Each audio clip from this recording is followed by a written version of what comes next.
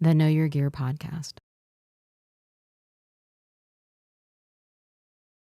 Today's episode of the Know Your Gear podcast is brought to you by Patreon members, channel members, and viewers who like and subscribe. Thank you for making this possible.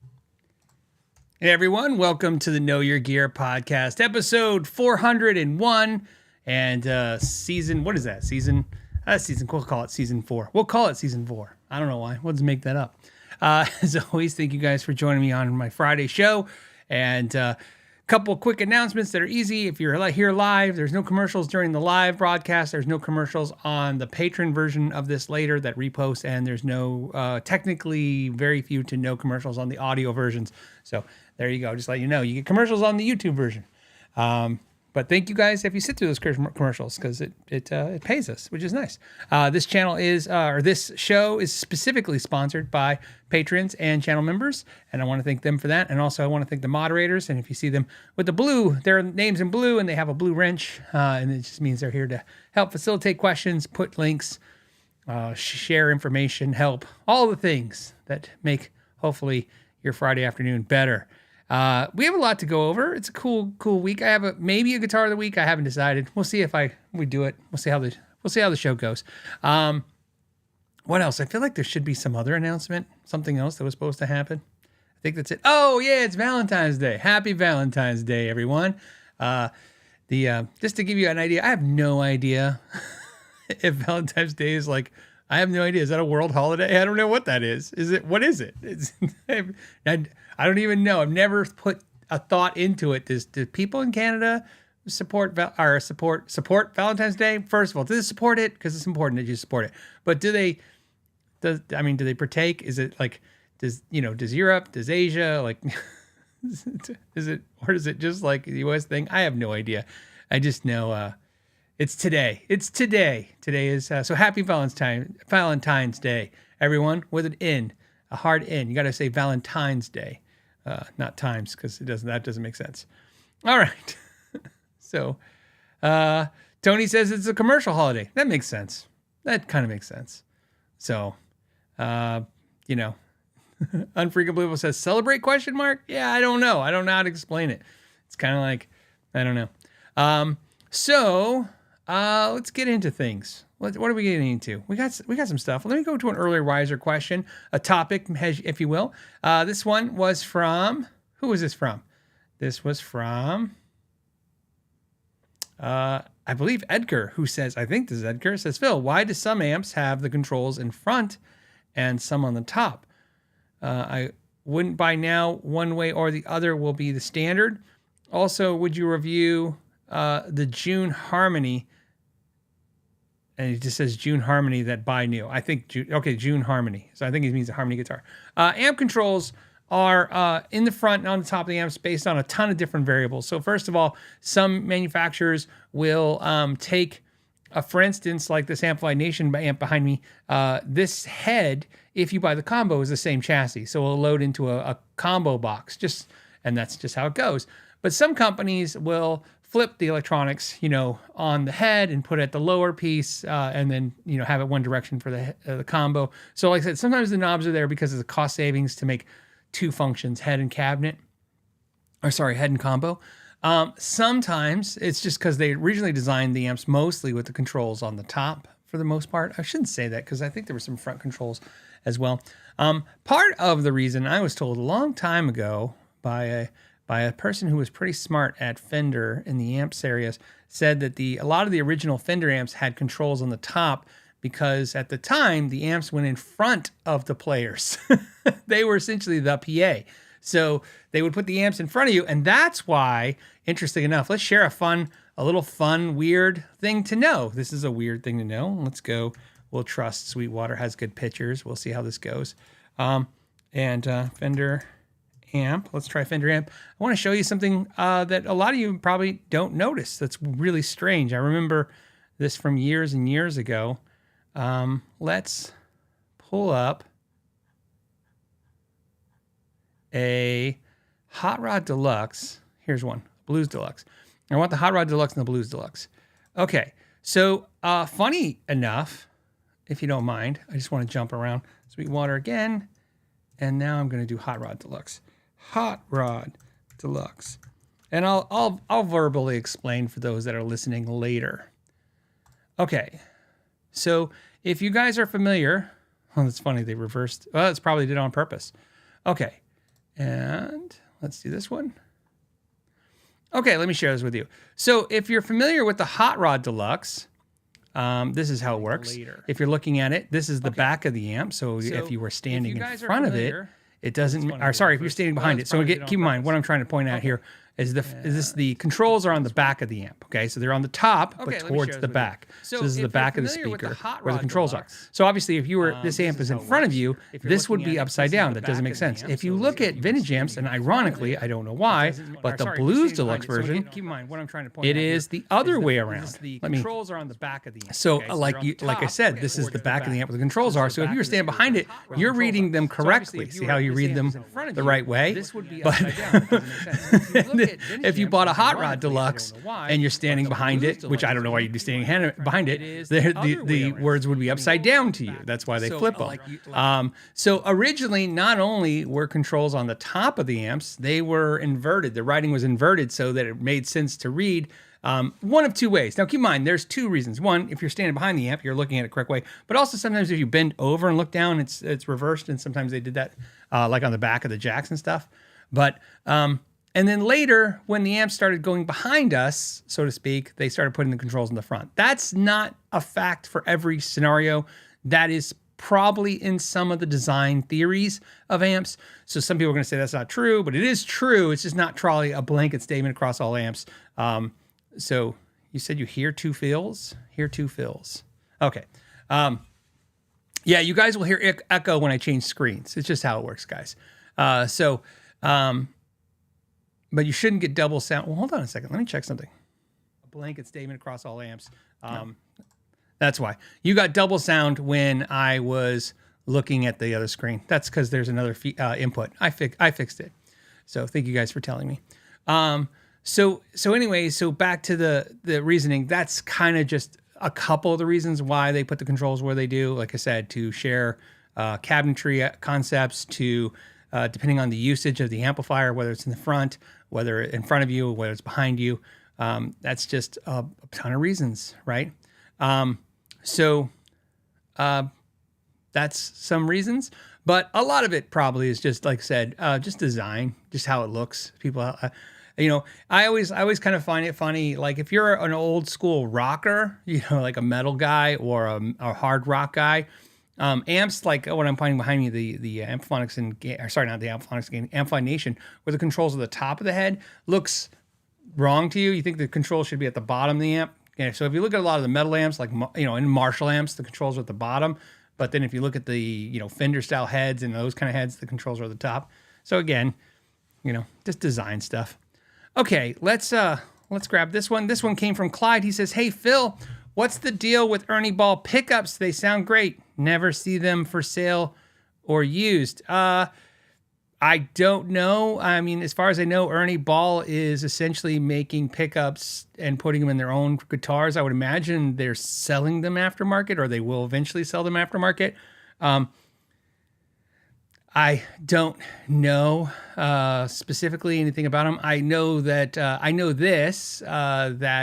I did one of the Music Man guitars that I did in a deep dive, if you watch that deep dive, I really like the pickups. Those pickups are definitely clones of DiMarzio's, which makes sense because for a long time DiMarzio was really a heavy pickup used by Ernie Ball. What I notice now is that Ernie Ball pretty much only uses DiMarzio for the artist signature guitars, probably because the artists request it, so like Petrucci and Lukather and stuff like that, and Steve Morse.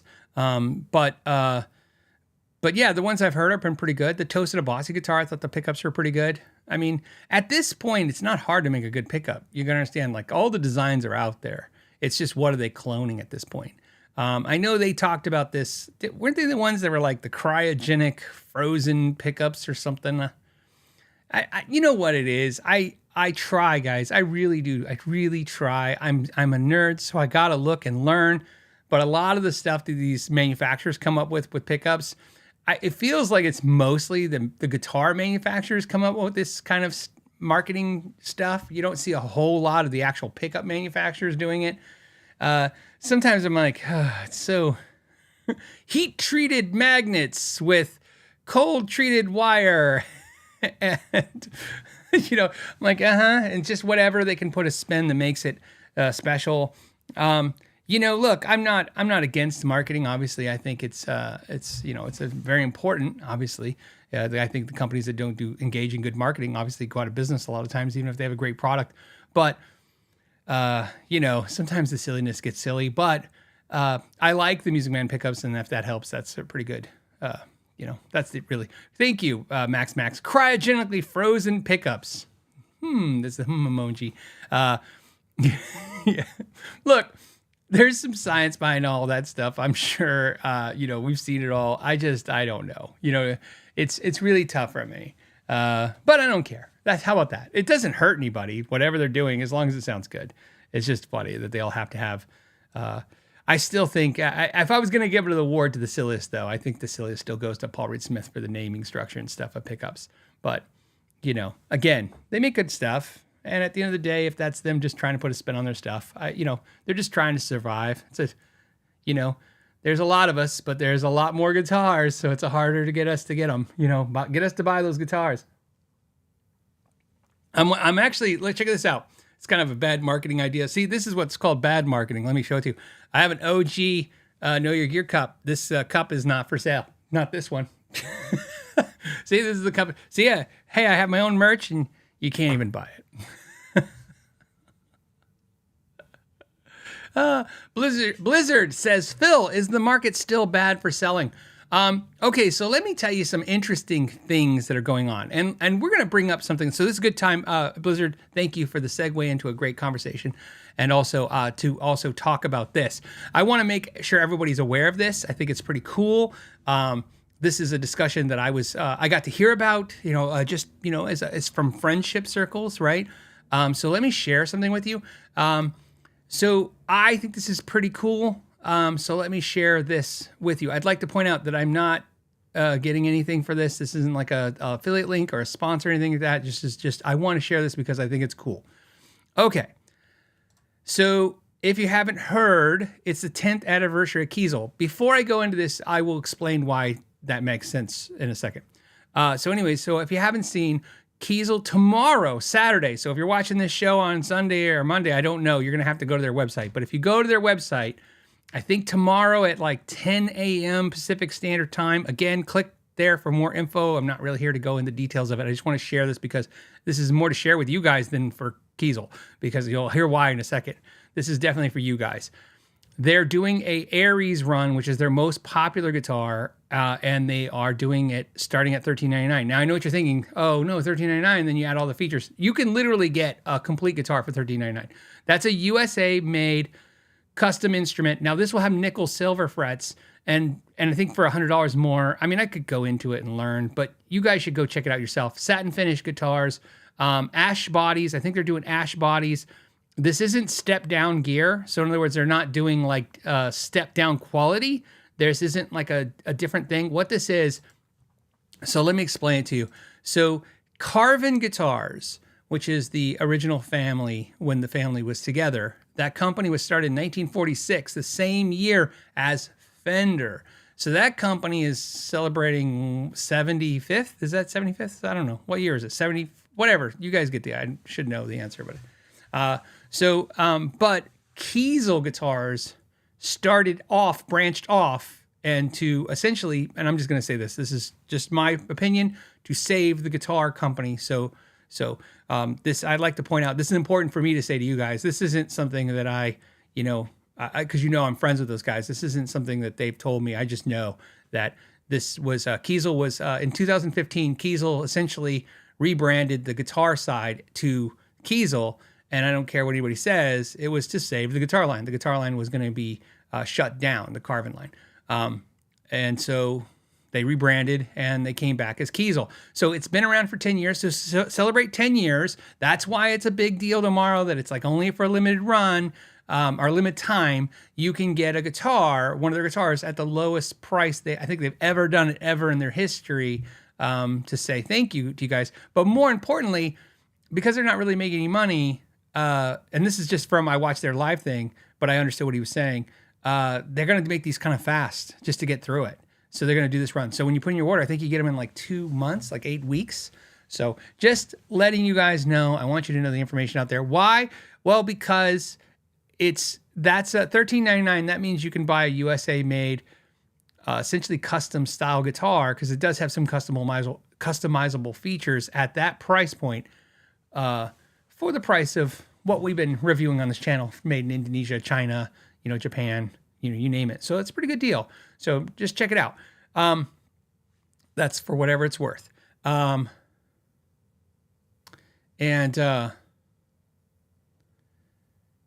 see, hold on. I'm just looking to see if there's any thoughts or comments. I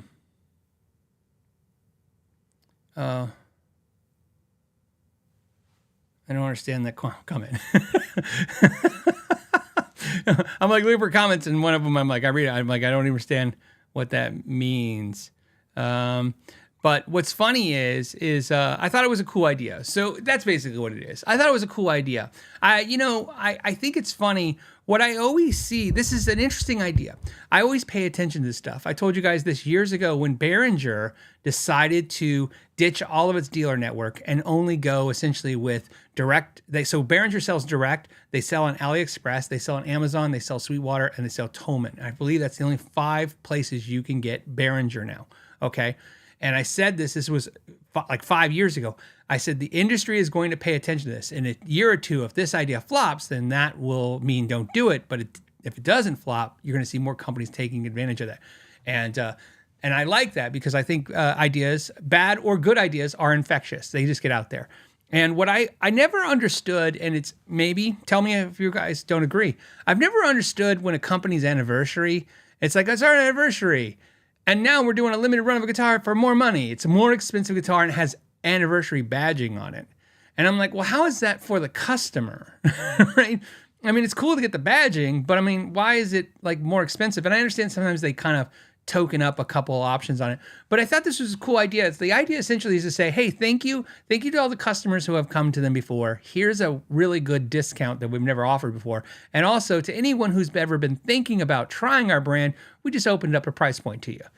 It'll be really interesting. I also happened to, if you guys watched him talk about it, you can watch in detail. I'll put a link to the Kiesel guys talking about it last Wednesday on their live stream.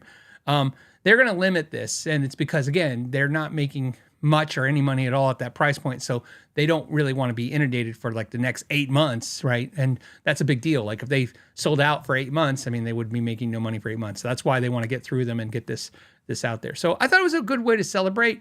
What I think's funny about this is, what I like about this is last year in 2024, they did the Kiesel event where they had people come and enjoy, they had bands come, they had me do a clinic. They paid me to do that clinic. So, they paid, I didn't ask for any money. I just want to tell you, just because again, transparency is important to me. Not only did I not ask for anything, they paid me anyways. They paid everyone the same. They handed us all our checks at the same time. They like walked out in the room and they handed everybody their check, and everybody got paid the same amount regardless. And I thought that was pretty classy, right? Like, okay, they just wanted everybody to know, like, everybody's getting paid, and this is what they're getting paid. So they paid me for coming in and presenting a clinic for you guys, which I thought was really cool. But what's great is a fortune. And they did that to kind of give, back to customers. And I was preview. I don't know what I'm trying to say. I'm trying to say the word. I had purview. I think that's what I'm trying to say. To the fact that, this year, what were they going to do? Right? What were they going to do? And if they throw another big party, it's really expensive and only a few people get to go, few people meaning a couple hundred. And so this is their idea now. Thank you. It's purview. Thank you. What's cool is I'm curious about this to see how it works out. I'm curious to see if it is going to be a success. Why? Because whether you like Kiesel guitars or not, if you're into their style of guitars or not, what if Fender does this? What if Gibson does this? This would be cool, right? if Gibson all of a sudden said, hey, we want to take our most popular guitar, by the way, not our cheapest guitar, our most popular guitar, which would be like the Gibson Standard, and we're going to make a version of it that's, 30-40% off for our anniversary, that would be a cool thing, because I would expect that the discount will disappear over time. So privy, thank you guys. I was privy to it. See, I knew it was one of those words. So words is hard. It's tough, especially whenever I'm dumb enough to try to read your guys' stuff and talk at the same time, and then my brain just loses track of both things. But anyways, I think it's a cool idea. So I wanted to share it with you guys, and I hope they do great. I'd like to also point out, just because sometimes I get a lot of flack from some people about talking about Kiesel a lot, because I like them. That's fine. But also, I kind of feel bad telling you guys about it, because I'm pretty sure that whatever is going to happen tomorrow is going to happen. They already have enough people without me throwing any people at them. So I hope you guys get there and get something if you want it, because I imagine it's going to, whatever they're going to have is going to sell out fast. Let's see. Darren, just because on subject, we'll talk about this. Darren says, hey, I recently bought an Aries and I love it. Never playing a headless before, but would like one. Which Kiesel would be most likely to work with me? What's funny is I have a bunch of Kiesel headless. I have the Zeus. I have the 10 Miller. I have the Delos, and I have the Osiris, but I think it's just called the O2 now, right? The O2, I have the new one. So I have 4 of their headless guitars, and I've had the Vader. So I had the Vader, and I would say for headless guitars, it's all about the size, your size. Like me, I mean, not just because I'm big, but I'm 6 foot, so I really like size-wise the 10 Miller, the Delos, and the Zeus the most for size, like holding them. They feel like full-size guitars to me. The Leia is too small for me, so I'm just giving you information to think about. Leia is too small for me. The Vader, which is probably my favorite playing one and one of my favorite looking ones, just was a little too small for me.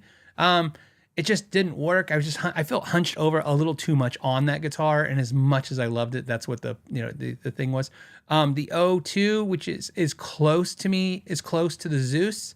But in order of comfort for me, I'm going to say the Tim Miller is the most comfortable, because it's just the way he did the body. Tim is, I don't know how tall he is, but I said this before. I'm 6 foot, and the whole time I was hanging out with him, I was looking at like this at him. So he's taller than me. That, if you're tall, that one I would consider. That also has a slightly chunkier neck, which is nice. And then the Delos, to me, feels like the Delos. So if you've played a Delos, the Delos headless feels almost identical to it in every way. So that's pretty nice. So I think their headless guitars are where they shine. I love a lot of the guitars, but the headless guitars, they're legit. They're as high-end custom shop as you can get, feeling and price. They're more obtainable than some of the other high-end USA-made headless guitars. So, yeah, Rob Baker says the Zeus is my preferred headless all day, mostly because where the neck lays and is his hands. Yeah, absolutely love it. Yeah, so same thing. But I'm going to tell you, for me, I figured it out. That's really where the focus is, the comfort thing. All right. Ellen wants to know, Phil, do you still play your Strandberg ergs? How do they compare them to the Kiesels? So I have one Strandberg and I have the True Temperament one. And the reason being, so I had the green Strandberg. I absolutely loved it. I would have kept it forever and ever and ever and ever. But same with the 7-string. But they sold them to pay for the True Temperament. The True Temperament one was super expensive. It was one of the most hard purchases I've ever made. Not only because it was astronomically expensive, but it was also, for what, in my opinion, for what it was extremely expensive. So if you haven't looked at the Strandbergs, which are pricey, this one, the True Temperament, is like $1,000 more than the regular ones for the True Temperaments. And there's a reason why I did that. One, I really found the guitar interesting, and I kind of love it, and it's just weird, and I love playing it, and there's things I get joy out of it, which is really what it comes down to, right? I got to get joy out of this. I got to play. I got to make music. But it's so different than the Kiesels. I kind of felt like, okay, this is how I own a Kiesel and a Strandberg. I love the Strandbergs. I'm still really curious about the $999 Strandberg. That's kind of to me, the most interesting Strandberg, which I've told you guys, I'm like, I just don't know anything about it. And I keep thinking maybe it'll be,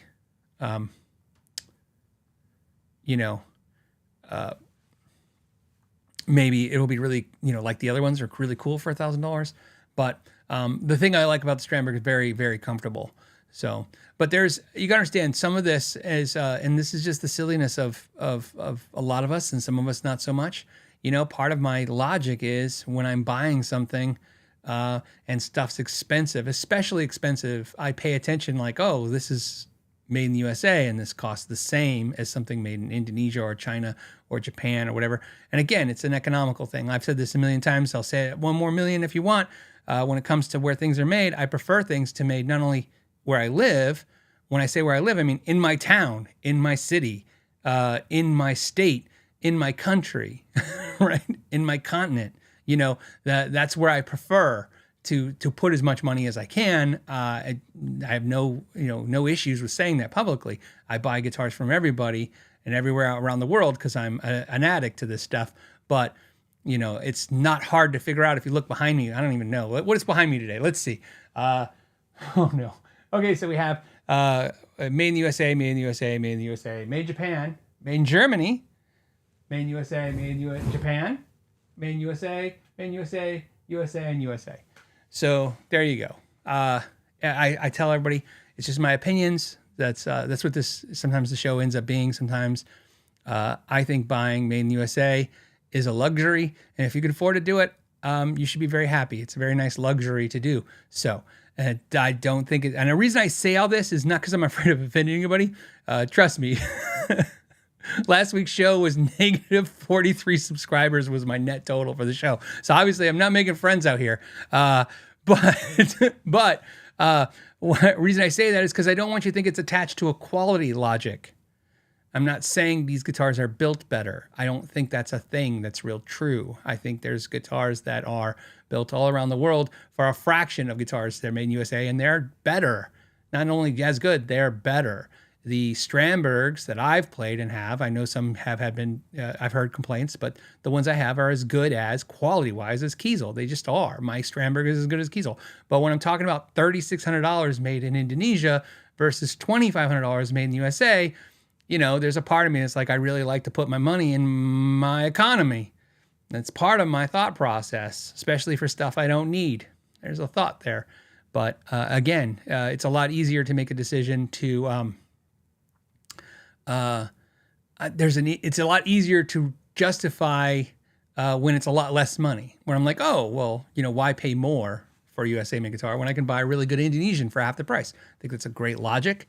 But I also think once Strandberg made the price, it made the problem a little harder for me. Once they made the prices equalized to a USA manufacturer, I was like, no, I kind of want to buy a USA manufacturer now. So... funny enough, that's another thing is because I'm friends with both those companies. I like them both. I like the people at both, and I love talking to both. So it's funny to me it's equal. All right, that's my 2 cents. Probably lost 40 of you. By the way, I've been chuckling all week because I'm like, sometimes when I lose the subscribers in the live shows, it never happens on the videos, by the way. Every video I have nets me positive subscribers. But I think I told you guys this before. It's just fun sometimes. The podcasts, if I take all 50 podcasts per year, collectively, I probably only get about 100 to 200 subscribers net total for all 50 episodes. Total. Maybe that sounds good. I don't know. To give you a reference, 50 videos, every 50 videos nets me about 50,000 subscribers. So apparently what's different is, and I could be wrong, what's different is I find that the podcast has lots of opinions in it, and the videos have lots of just information in it. And I find that for some reason people get really triggered from opinions. But I could be wrong, but I do notice whenever I say something that people just, I don't know. You know what? I hope everybody is happy. How about that? All right. Let's see. Alan says, Made in the USA is no longer the best made. Yeah, well, of course, right? I mean, here's the deal. We're all using the same machines. We're all using Haas CNC machines. We're all using Plex. We're all using, it's really not that equation anymore. For me, it's, it's funny. For me, what's tough is, and I'll get off this subject just because we can jump to another subject. What's tough for me is I have friends throughout this industry, throughout the world. And to me, they're all just passionate guitar freaks who love guitar and love building guitars. And so what's funny to me is when we do talk about the hierarchy or the where countries are made topic, it's tough for me to talk about because it's real. And I think we should talk about it because it's something that's really something we really do value and think about. But it's tough because I have friends in almost every country that build guitars, and I know they watch the podcast. And sometimes I've had them reach out and go, I don't understand what you guys are talking about. And I'm like, oh, it's this weird thing where people are like, this guitar is worth more because it's made in this country than this country, even if they're the same. So it's kind of a weird thing to talk about. But I don't know. Let's see. Music Gear says, don't feel bad. I lose subs at every live stream. Yeah, it's fine. It's kind of a funny thing. It's just funny. Okay.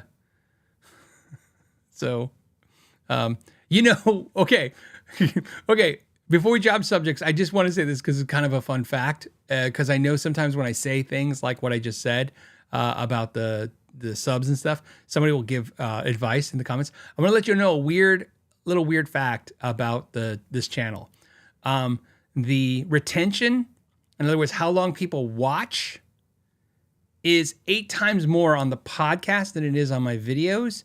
And that's not by minutes, that's by percentage. So if you're saying, well, yeah, your video is 20 minutes and your show is 2 hours, I'm not talking about the average person watches more minutes because the show is longer than the videos. I'm talking about the percentage. In other words, they consume a bigger percentage of the podcast. So the podcast has more people watching and listening to it much longer than my regular videos, percentage-wise. In other words, just not even like total minutes, like percentage, which is important, but does not net subscriptions.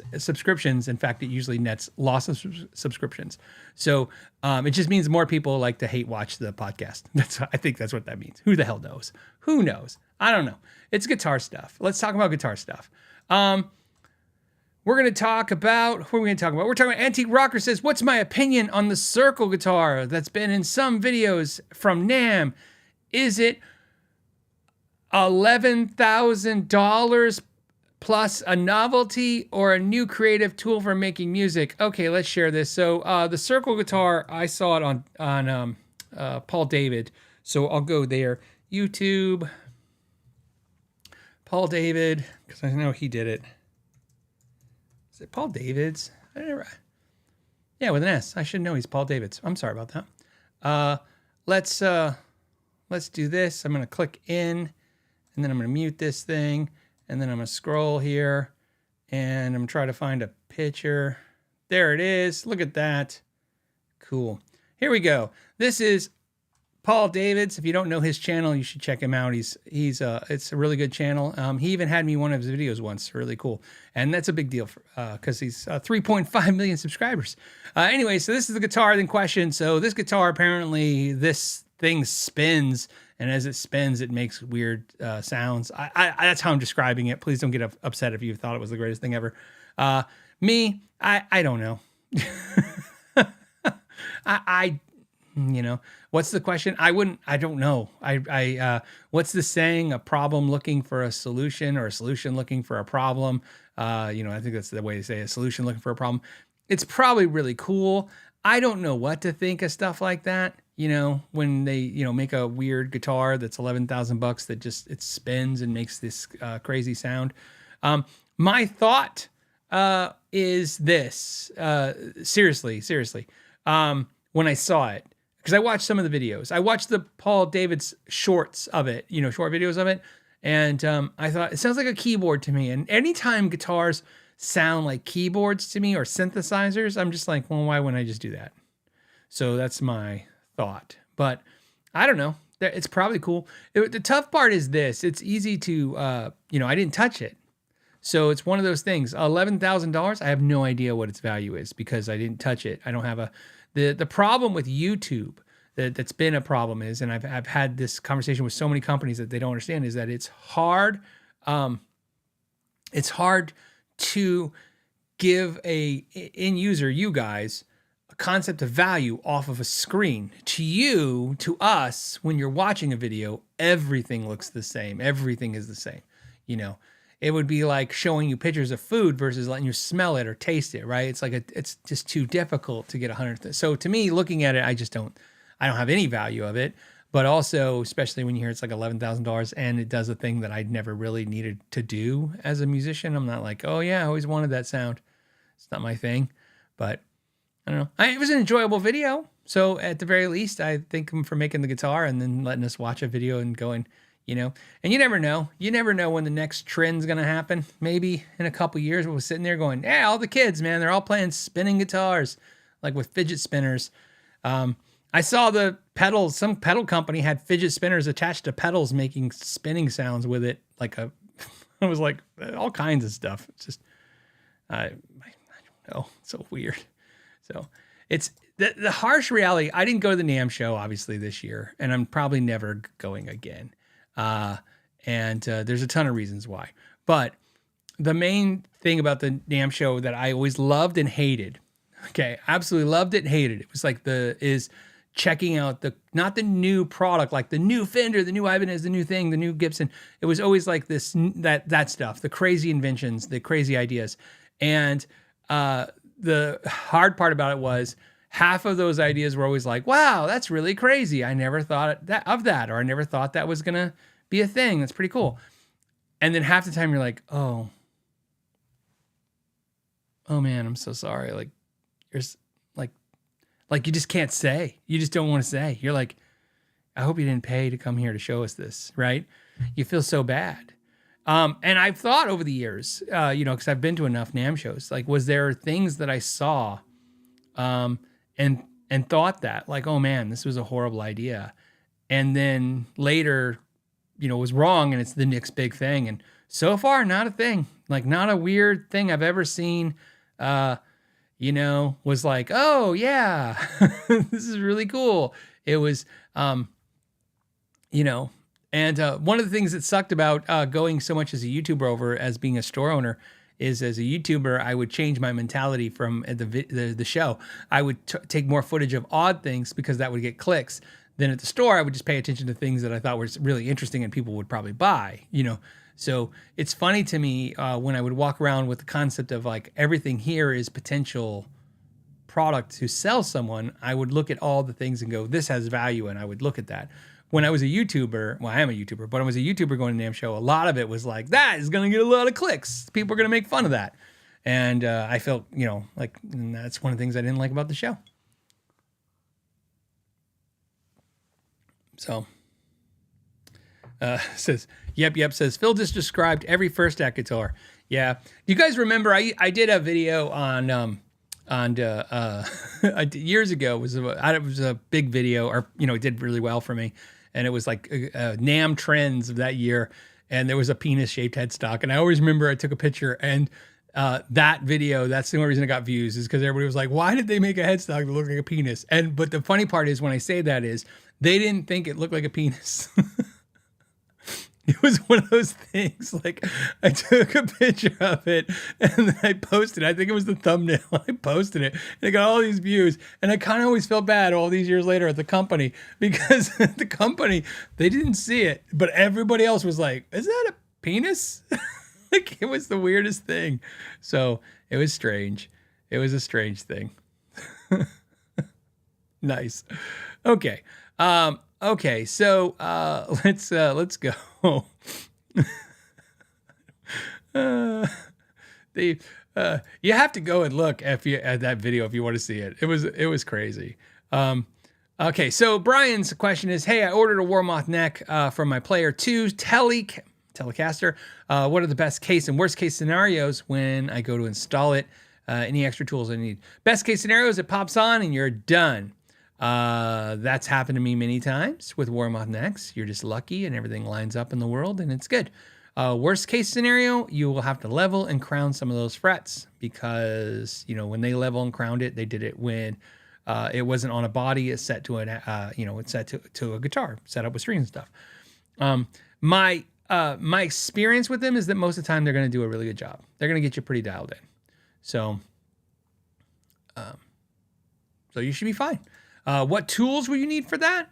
You're going to need something to level the frets. You can either get a leveling file, or you can use sandpaper on a flat beam. You want to use a flat metal beam and just level the frets, and then get yourself a crowning tool. I like the Safe file by Music Nomad for something like that if you've never done it before. I've said this before. I think it's funny, everybody's critique or complaint of that file is exactly what I said in the video.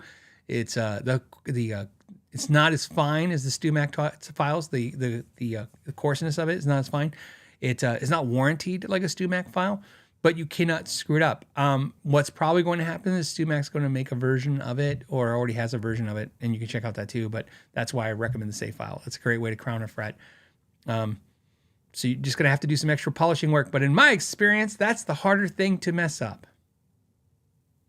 So that's a mess. Okay, let's okay. Did it jump? It did. It jumped to the next question. How weird. Okay. I don't know how to say this name. We'll give it a shot. Okay, ready? The name is Judo Dado 3. I think it's Judo Dad of 3. I think I got it. I feel like, is this a license plate game? Did I just win something? Judo Dad of 3. Says, hey, Phil, on Reverb, you can save your purchase in your collections, but if you sell something, how do you remove it from your collection? Okay. So that's easy. Let me just go in and show you real quick. Go to collections. So if you're not sure what he's talking about, a couple weeks ago, we talked about the fact that Reverb allows you everything you buy to keep track of it. Here's the deal. I'm going to show you mine. Here. Oh, that's the wrong one. This one. Okay. So here are some collections. So for instance, I didn't buy my Strandberg from Reverb, but see how I put it in. I used the file picture, but I did buy this Marshall Class 5 from Reverb. So if you sold it, you would just go here and hit delete. That's how it is. They used to make you go into it and do all this other stuff, but I think you can hit delete now. I can't click mine because I don't want to delete that. But oh, you know what? Here, let's try it because I don't own this Nags anymore. That's how easy it is, buddy. For those of you who are listening later, I just pushed the delete button and I lost the guitar. It's gone forever, but I traded that guitar to my buddy Pat for his Parker. So that's why it's gone. That's easy. I really like this idea that they're doing, where you literally can put your collection in there and keep track of it. It's really cool. I like I said, it's no issues that I've seen with it so far.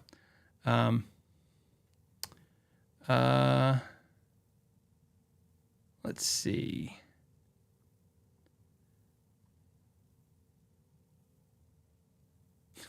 No idea what you guys are talking about. Let me go to another question. All right. Why am I... Normally, I have my screens in a different order than today. And for some reason, when I pulled them up,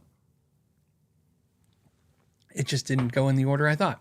Okay, what do we have? We have T-Size says, hey, happy Friday, Phil. You mean happy Valentine's Day. Yeah, I knew what you meant, T-Size. Says, thoughts on a Tele pickups. I have a Fender Tele American Pro with V-Mod pickups I don't jive with. Looking at Fender Nocaster 51s. I like Lindy Fralin Telecaster pickups.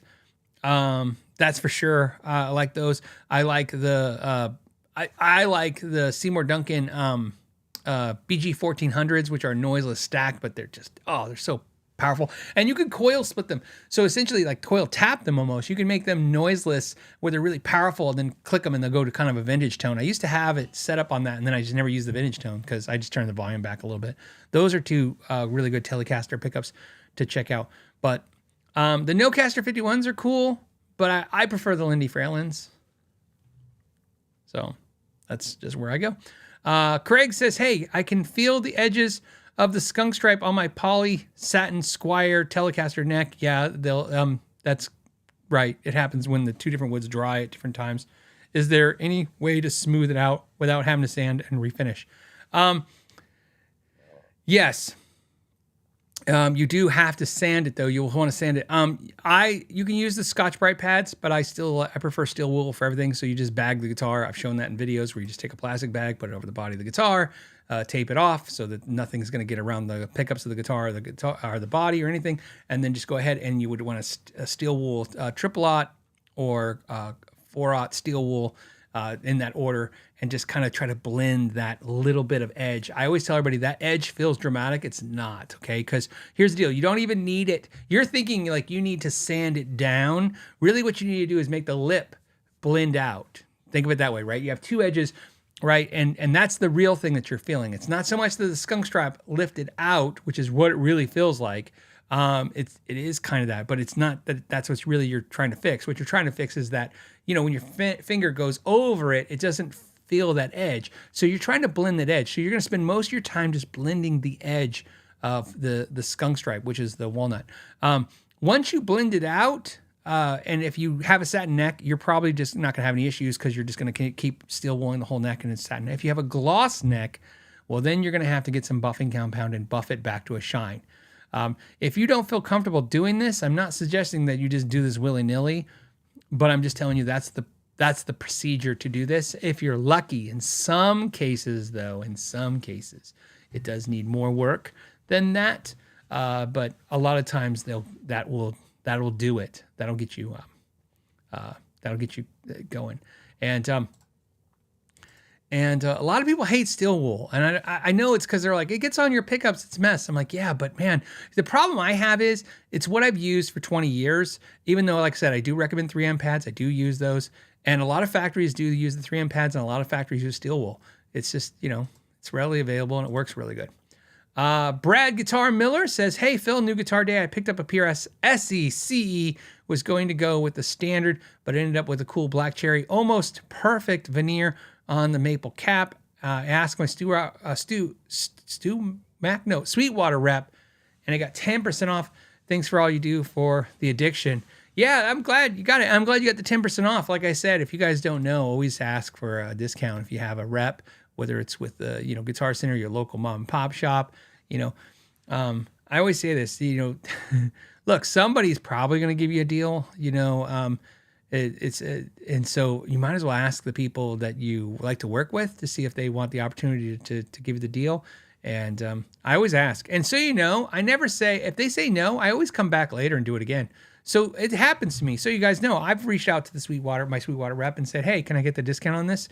And he's like, yeah, no problem. And he sends me an invoice and I pay it. And sometimes can I get a discount on this? And he's like, no. I'm like, okay. And then if I want it and it doesn't matter about that, I just buy it. And if I find a deal somewhere else, I find the deal somewhere else. That's just how it works. But the reason why I try to find a couple dealers to work with and just kind of hit them over and over again. I try not to spread the money too far out. And the reason is because, it's the more you spend with one entity, the more loyalty you bring to both sides of that table. So I'm just letting you know my thought on that. RM Muncham? I don't know. RM says, who gives better deals? So the big guys, Guitar Center gives the best deals, which would also be Musician's Friend. Musician's Friend, in my experience, and Guitar Center. It used to be Sam Ash too. Sam Ash, but that, obviously they're gone. Right now, when it comes to Sweetwater, dollar for dollar. Like if we're throwing bet, you want to throw down $100 and throw a bet down right now. I'm going to bet $100 that I could get a 10% off deal off Guitar Center or Sweetwater or Musician's Friend, way easier and faster than Sweetwater. So I mean, they usually have the deal. They're usually faster to match the price, in my experience. By the way, a little cool fun fact, if you don't know, if you buy from Musician's Friend, because that's owned by Guitar Center, if you buy online, if you buy anything from Musician's Friend, I don't know if you know this, but I learned this recently from the Guitar Center guys, you can return it to a Guitar Center. So if you buy something on Musician's Friend and you want to return it, you don't have to ship it back to them. You can actually take it physically into the Guitar Center. I know a lot of you guys already know this, but I'm just sharing so everybody is on the same page.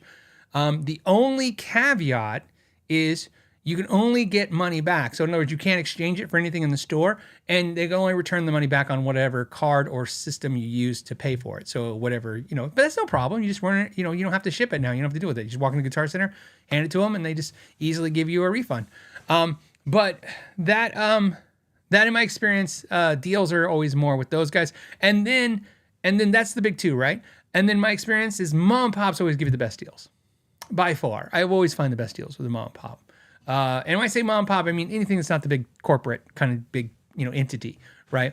By far, you'll find the deals. There's less consistency though with the mom and pops. What I mean by that is, just like I told you, sometimes it's not very consistent with the deals in my Sweetwater rep. It's really inconsistent with mom and pops. Like if there's money to be given, they'll give it to make the deal, and if there's not, they don't. But so you got to hunt and peck. But usually when I'm trying to find something that's very expensive, and I'm trying to kind of find a deal so I can, lessen the burden of this crazy decision that I'm trying to make, I tend to go to mom and pops. I still spend a large amount of money on reverb, and I've said this before. Most of the purchases I make on reverb, which, it's funny because I'm going to say this publicly in front of reverb, I don't buy off reverb. I find it on reverb, and then I contact that dealer directly. So they'll have it listed. So a lot of times I'm on reverb, instead of sending an offer, I'll see it and it goes, oh, it's, Bob's Music, North Dakota or whatever. And I'll see that, and I just physically go to their website or I call them, and I tell them, I go, look, I saw this on reverb. You'll save some fees. Can you basically save them some money, saving me some money kind of logic. So especially since most of the time they won't have to charge you sales tax. So you'll save the sales tax, which is 8.5% or something like that. And then they save the fees, which is about between 4 to 8%. So everybody's really happy with that deal right off the bat without even asking for anything more. And then the other thing that happens a lot, I don't know if you guys had this experience, but a lot of times when I go to the mom and pop's website, and I call it mom and pop, just means smaller business. So when I go to the small business website, they put it cheaper on their website than they do on reverb. It seems to be really common. So where I go and it's like, let's say they want $1,300 on reverb, and I go to their website, and on their website it's 11. And I'm like, oh, they just marked it up to cover the fees. So I'm like, I don't even really need the deal. I'll just ask them for, tax out the door or something. So that's my experiences. Greg says he just got 15% off of instrumental music. Yeah, same thing. Like I said, I like any of the mid-sized businesses, I think you can get a better discount. They're just, look, it's about turns, okay? Like taking turns, right? The reality is it's a lot easier to say no 20 times knowing that you're going to get the deal. So what I mean by that is when you call your Sweetwater rep and he's like, hey, give me a deal. And he's like, no. And he knows he's talking to 200 people after you. He's not as concerned. But a mid-sized business, when you call them, you're the 5th customer today, and there's probably 5 more left for the day. It's a lot harder to say no over and over again to those customers when the deal makes sense. So, and I always say this, and we haven't talked about it in a while, as long as you do it with respect, I don't think there's any problem asking for a deal.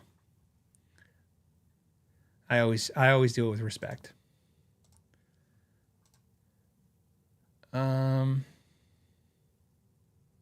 Okay. Unsilent _Bob 420. Sure, why not? Says, Phil, I want to install locking tuners in my Squier 40th anniversary vintage Strat, but don't want to cut into the neck.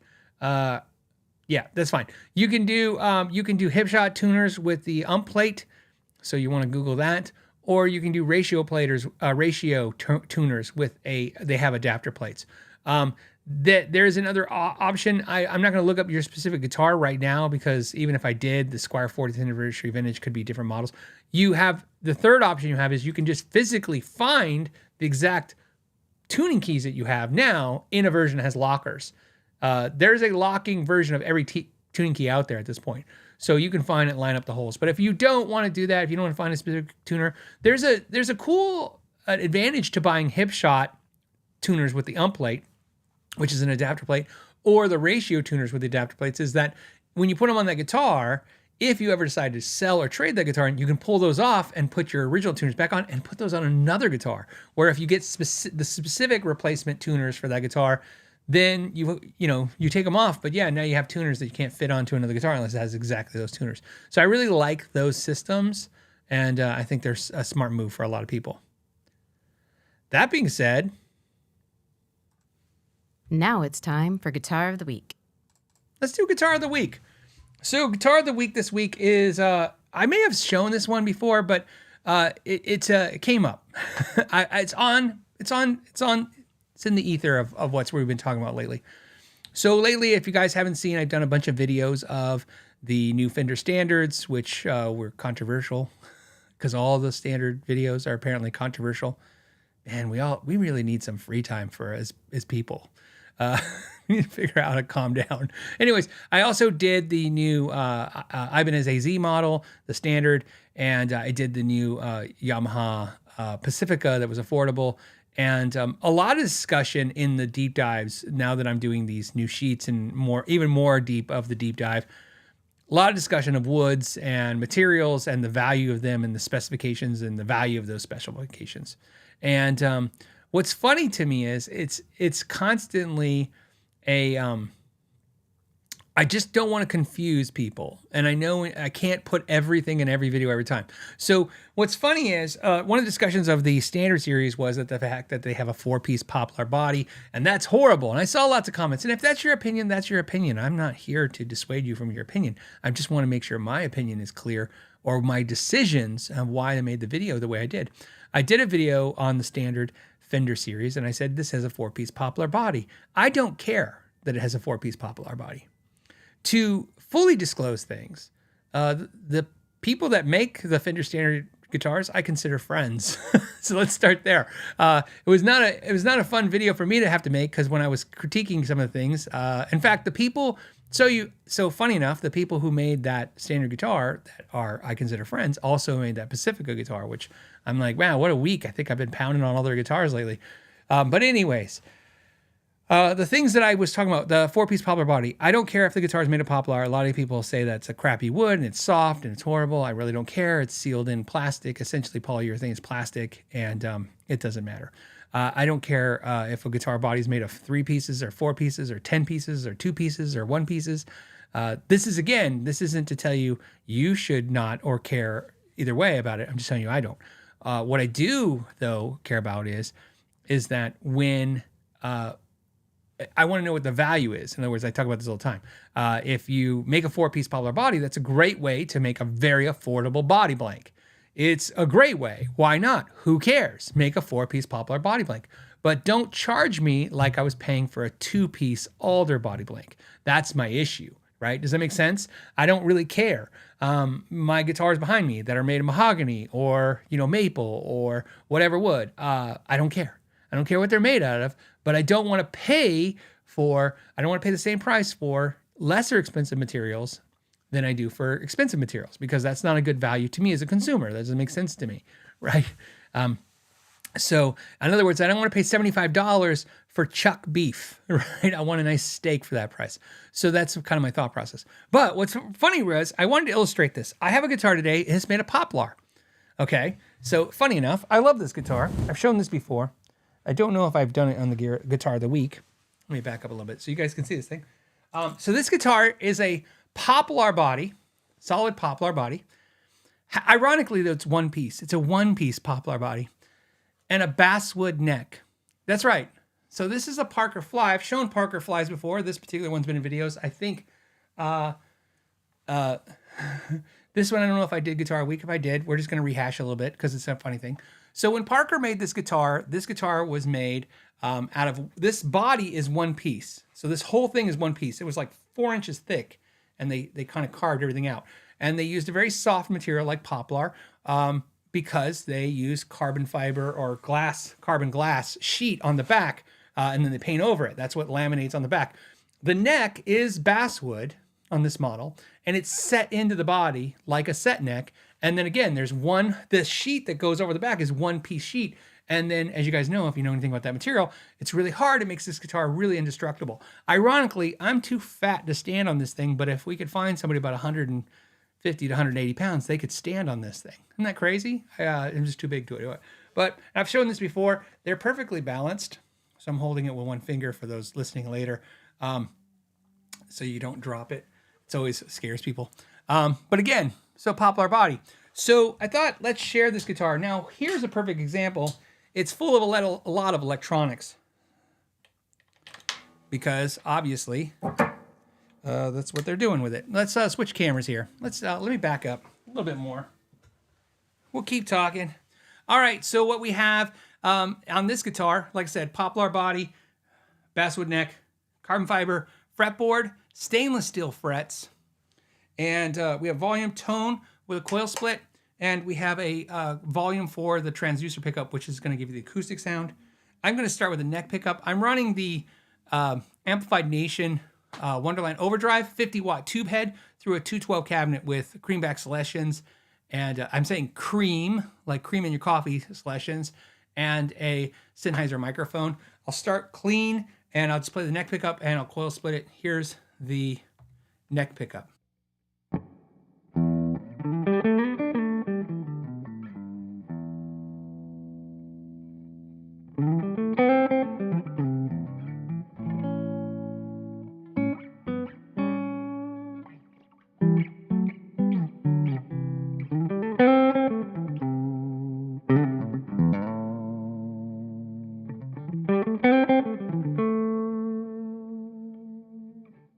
Okay, here's coil split.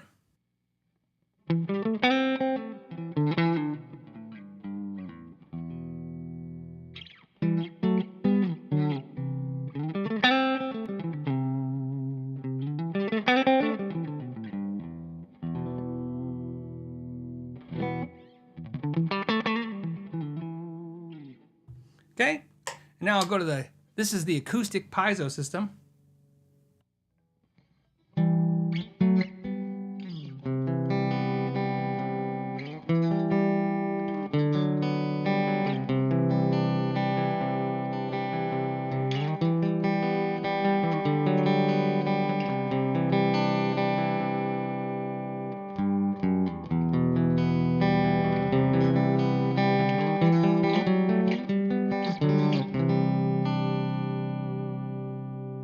Okay, I'm gonna hit the overdrive on the amp, and the amp has an internal boost, so this is the most gain the amp has.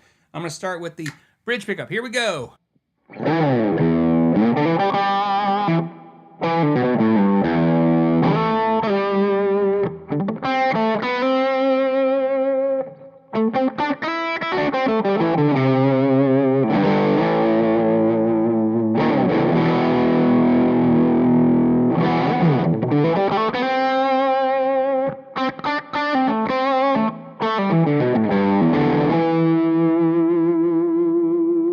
And the neck pickup.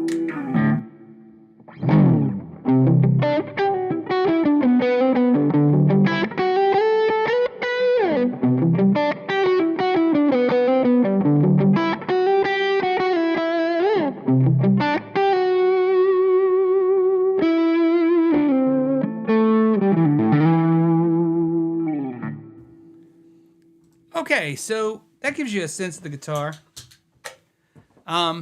And look, these aren't, in my opinion, they weren't known for being amazing sounding instruments. They sound really good. I like the way it sounds. Obviously, I should point out this guitar is 4 pounds, 3 ounces. Actually, I'm wrong. It's 5 pounds, 3 ounces. Either way, I mean, it weighs nothing. And you can see here, it's pretty thin. Definitely, kind of like, to me, it's like the DeLorean. Definitely screams a time, doesn't it? Like, it's like, some people just hate these guitars. But I just like this week I feel like the last 2 weeks have been a lot of discussion on a lot of platforms, all the podcasts I watch, like 40 Cycle Hum or 60 Cycle Hum or, Tone Mob, right? Or Tone Chasers, all the stuff I watch. A lot of discussion over this heated debate of, materials and specifications. And what's funny is I like to share specifications with you. I like to share all the details when I make a video. My goal is to be one of the most detailed channels out there because I let you make your own decisions. But what's funny is sometimes I look at the comment sections and not that I agree or disagree with everyone. I just go, some of the thoughts, I'm like, I don't, my hope is that when they manufacture a guitar let me explain this to you. Let me put it to you from this angle. Cortec guitars, which makes a lot of the guitars in Indonesia, obviously making the new Fender Standard Series, obviously made that Yamaha Deluxe DLX affordable guitar, and so many other guitars. The G&Ls, they make the G&L Tribute Series. That's who they make. They make those Paul Reed Smith SEs that we like so much now. They make 1 million guitars a year, and they really have the ability to do as much as you can imagine. They make Strandberg. If you're not aware, the Strandberg guitars are made within a rock throw from the Indonesian Strandbergs, our rock throw from the PRS side of the factory. So my point is that when I critique a company like Fender and say, wow, 4 pieces of Poplar, I want to just make sure it's clear what I'm saying. I really don't. It's not the tone wood debate. That's not what I'm arguing. My argument is that they set the standards for Cortec to build. And the point is, yes, somebody says Cort. Yeah, it's called Cortec, C-O-R-T, and then E-C, T-E-C-H, like Cortec. And actually, I don't think there's an H at the end. I think this is Cortec. But Cort guitars. Cort will build you whatever you want. And Fender, to me, was the disappointment of the Standard Series, which is where I stand on this, and that's what I've been basically saying since day one with the Standard Series is, my disappointment is, you have a big buying power like Fender. In other words, they can buy a lot of guitars and they can sell a lot of guitars to us, especially at a $600 price point. That's an amazing price point in today's market, right? $600 essentially is $400 5 years ago on the guitar market when you look at pricing. And to see, oh, thank you, it's T-E-K. Thank you, Cortec.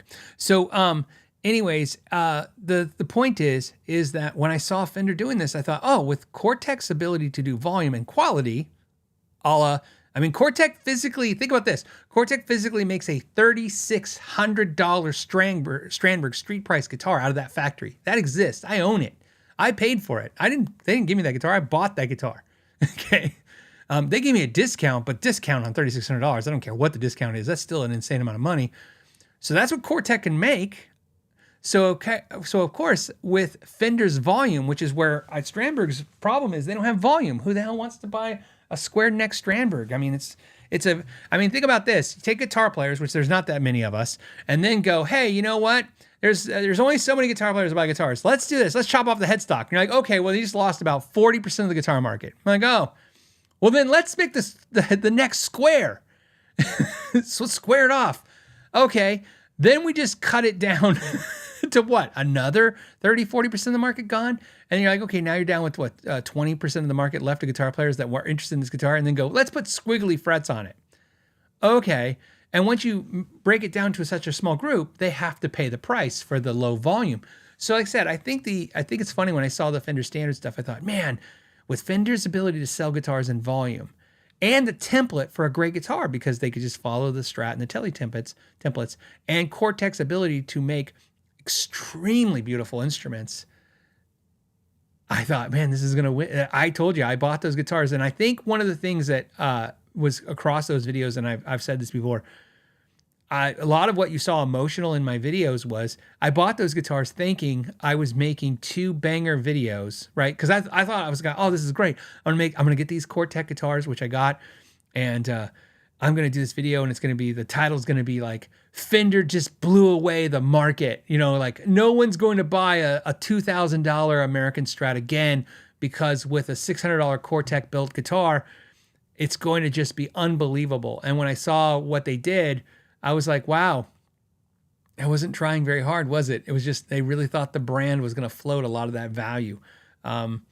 So specifications, when we look at the factory, this is what I look at, so you know, and everybody has an opinion. I actually, if you watch those videos, I thought the guitar sounded good. The playthrough, notice I didn't say anything. I like those pickups. The ceramic-based pickups, I've championed for years as being a P90 punchy pickup. A lot of players don't like them, but if you like vintage style pickups, you're not going to like that. It's a modern pickup for sure. But what's funny is, that made me kind of chuckle the most is that when I was going through the guitars, I thought, man, what a missed opportunity here. I thought, like I said, they could build a guitar that's better. And with that volume and that ability of that factory and the volume of that price point, in other words, the volume of sales, right? Because think about this. here's the opportunity lost. I've watched everybody's opinion in the last couple weeks, and I agree with some, disagree with some, like you would imagine we're going to do with me. But I thought, as a person with a custom shop Fender and an American standard Fender, or professional Fender, whatever you want to call it, I was a buyer. I was like, man, I would like to have one of these. This would be great. I was thinking, man, if you can make this like what I already have, but make it $600 and open up that window to everyone else, this is going to be fantastic. Because of what I told you earlier on the show, which is a lot of the reasons I buy the American ones is because of the fact that I'm a prideful American and I want to support my country and I want to support my own economy, or especially my economy. And like I said, when I say my economy, I want to be very clear. It's the city I live in's economy first, then the state, then the country, then the continent. That's like kind of like the thought. And then after that, the world, right? Like that's the priority of things, right? By the way, this isn't a weird thing to say. I like to take care of my kids before I start taking care of other people's kids. It's just how it works. But my point is, I thought it was a massive missed opportunity. And there was a lot of disappointment in my tone in the videos. And it was not because the guitar had a 4-piece poplar body is what I'm trying to say. It was because I really think they could have just, what do they call it? Break the internet, right? They could have broke the internet. They could have blew us away. What Ibanez released recently on the AZs was really impressive. And I was really proud of it. Really cool guitar, very exciting. But man, I thought Fender could really killed it. So it'll be interesting to see if Fender circles the wagon, so to speak, and comes back to this and maybe tries a different model, or if it's good enough, and it might be good enough. I don't know.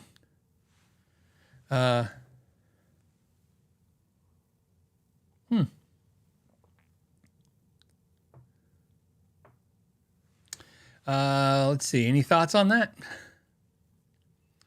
Ron Riot says the Seymour Duncan distortion is ceramic and it sounds good to me. So different concept. This is another thing I've talked about this, and I know I make so much content, and again, you have to catch more and more of my videos to understand. So the thing about ceramic magnets is there are two reasons you talk about ceramic magnets. There's two things. We're going to go into pickup talk now because there's a couple things, because I got a great question about pickups that I want to talk about. So first, when it comes to ceramic magnets, I want to clear everybody that is confused, okay?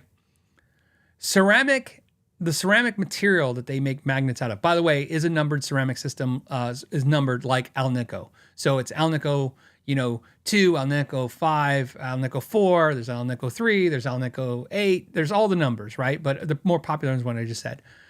Ceramic has the same kind of concept, right? There's different staging levels or staging numbers. Let's say numbers.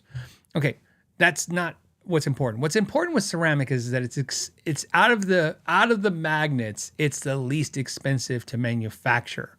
That doesn't mean it's a cheap material. It just means it's the least expensive to manufacture. It is really cool because it does something that's really cool. To me, in my opinion, it makes the pickups really punchy. That's one of the things I like about it, right? I've talked about Alnico, like I like 5/2 because it's a little brighter. 8's a little too bright for me.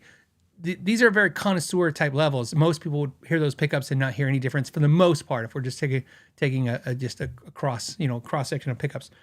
The thing about ceramic though is that one of the things, speaking of the super distortion, one of the things that makes that magnet do really well is a lot of wire.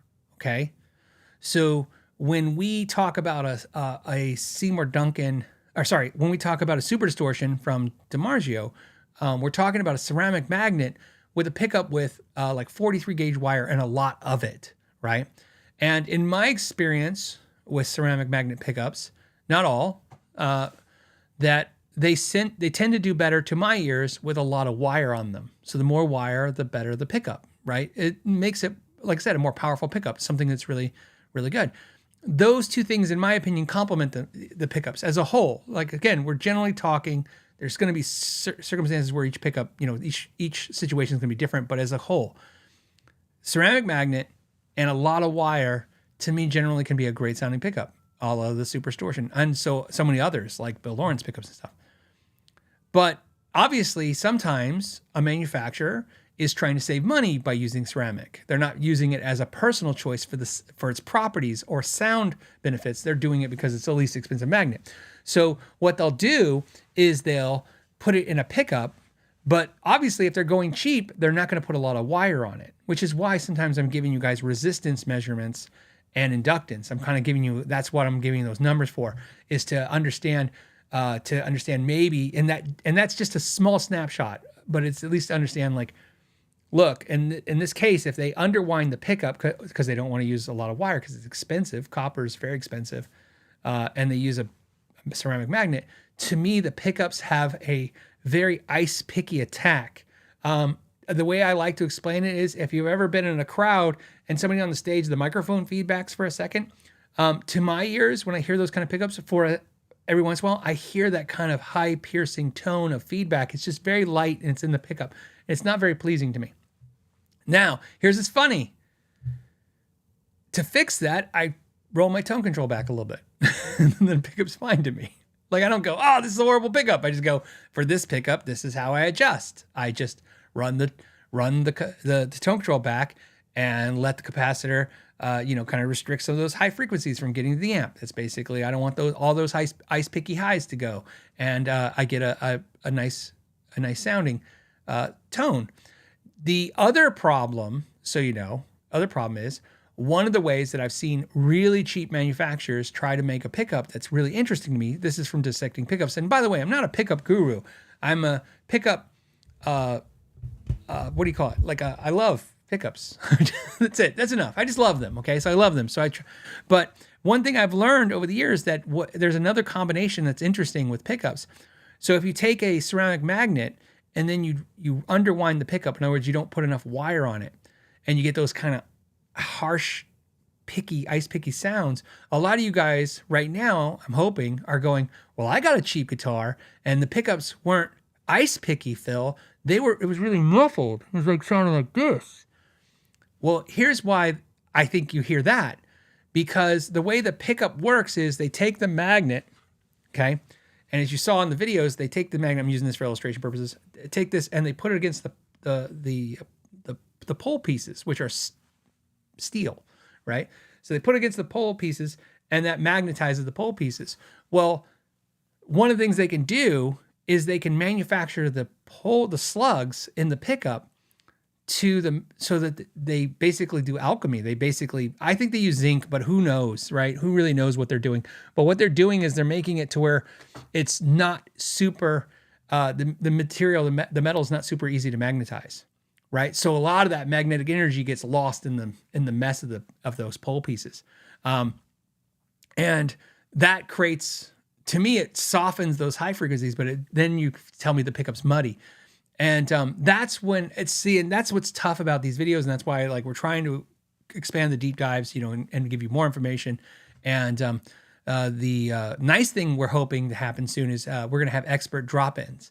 So that's the real thing, right? So when I come across a problem, maybe my analogy doesn't work, maybe the situation doesn't work, but instead of just a tech tip, we'll have like an expert drop-in and go, this is why you're seeing what you're seeing.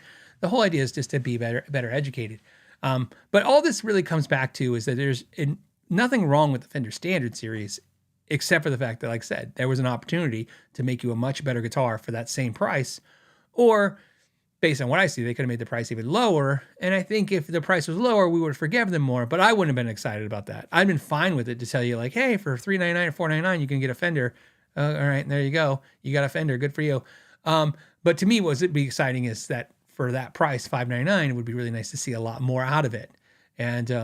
And personally, especially since, and I've said this before, and I'll get off this tirade to go to the next one, you can make cheap Alnico 5 pickup. They could recreate pickups dirt cheap.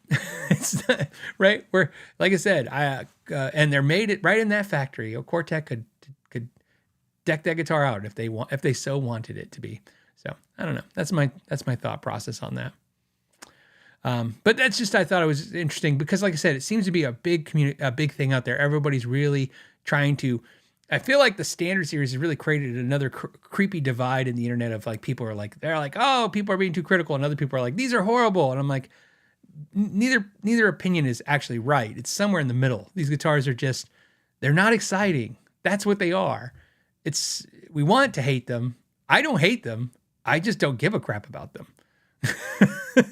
That's really what it came down to. It's like, I'd put my money in something else.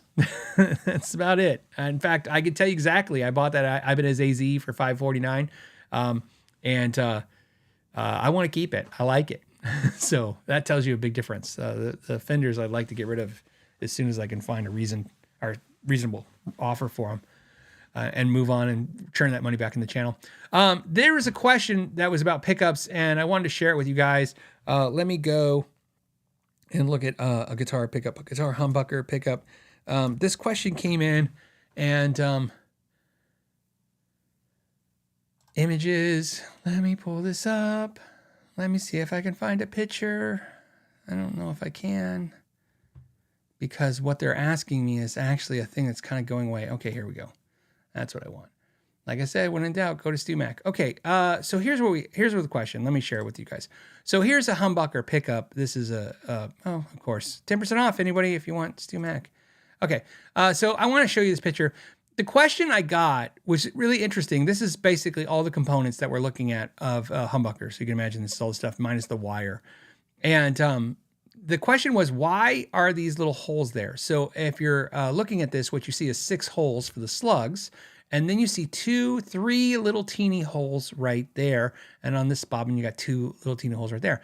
Now, what's funny is I think Seymour Duncan has square holes, like his holes are square. Originally, DiMarzio were like octagon shaped or something. They look like Allen wrench holes, which is really weird. Originally, the Gibson ones, I think, were circles like this. What you're noticing now, okay, and I got this information, and this is where I was talking about reaching out to people and learning more. I got this information for you because the question was like, why do they have those holes? And I'm like, I kind of know, but I don't know. Like, I never thought about it. I mean, hold on. I know the answer, but I didn't know why. Come on. I didn't know why they were on the top. Okay, I'm gonna go to a website because here it is. Oh, look at that. There's them. Okay, so here's another website.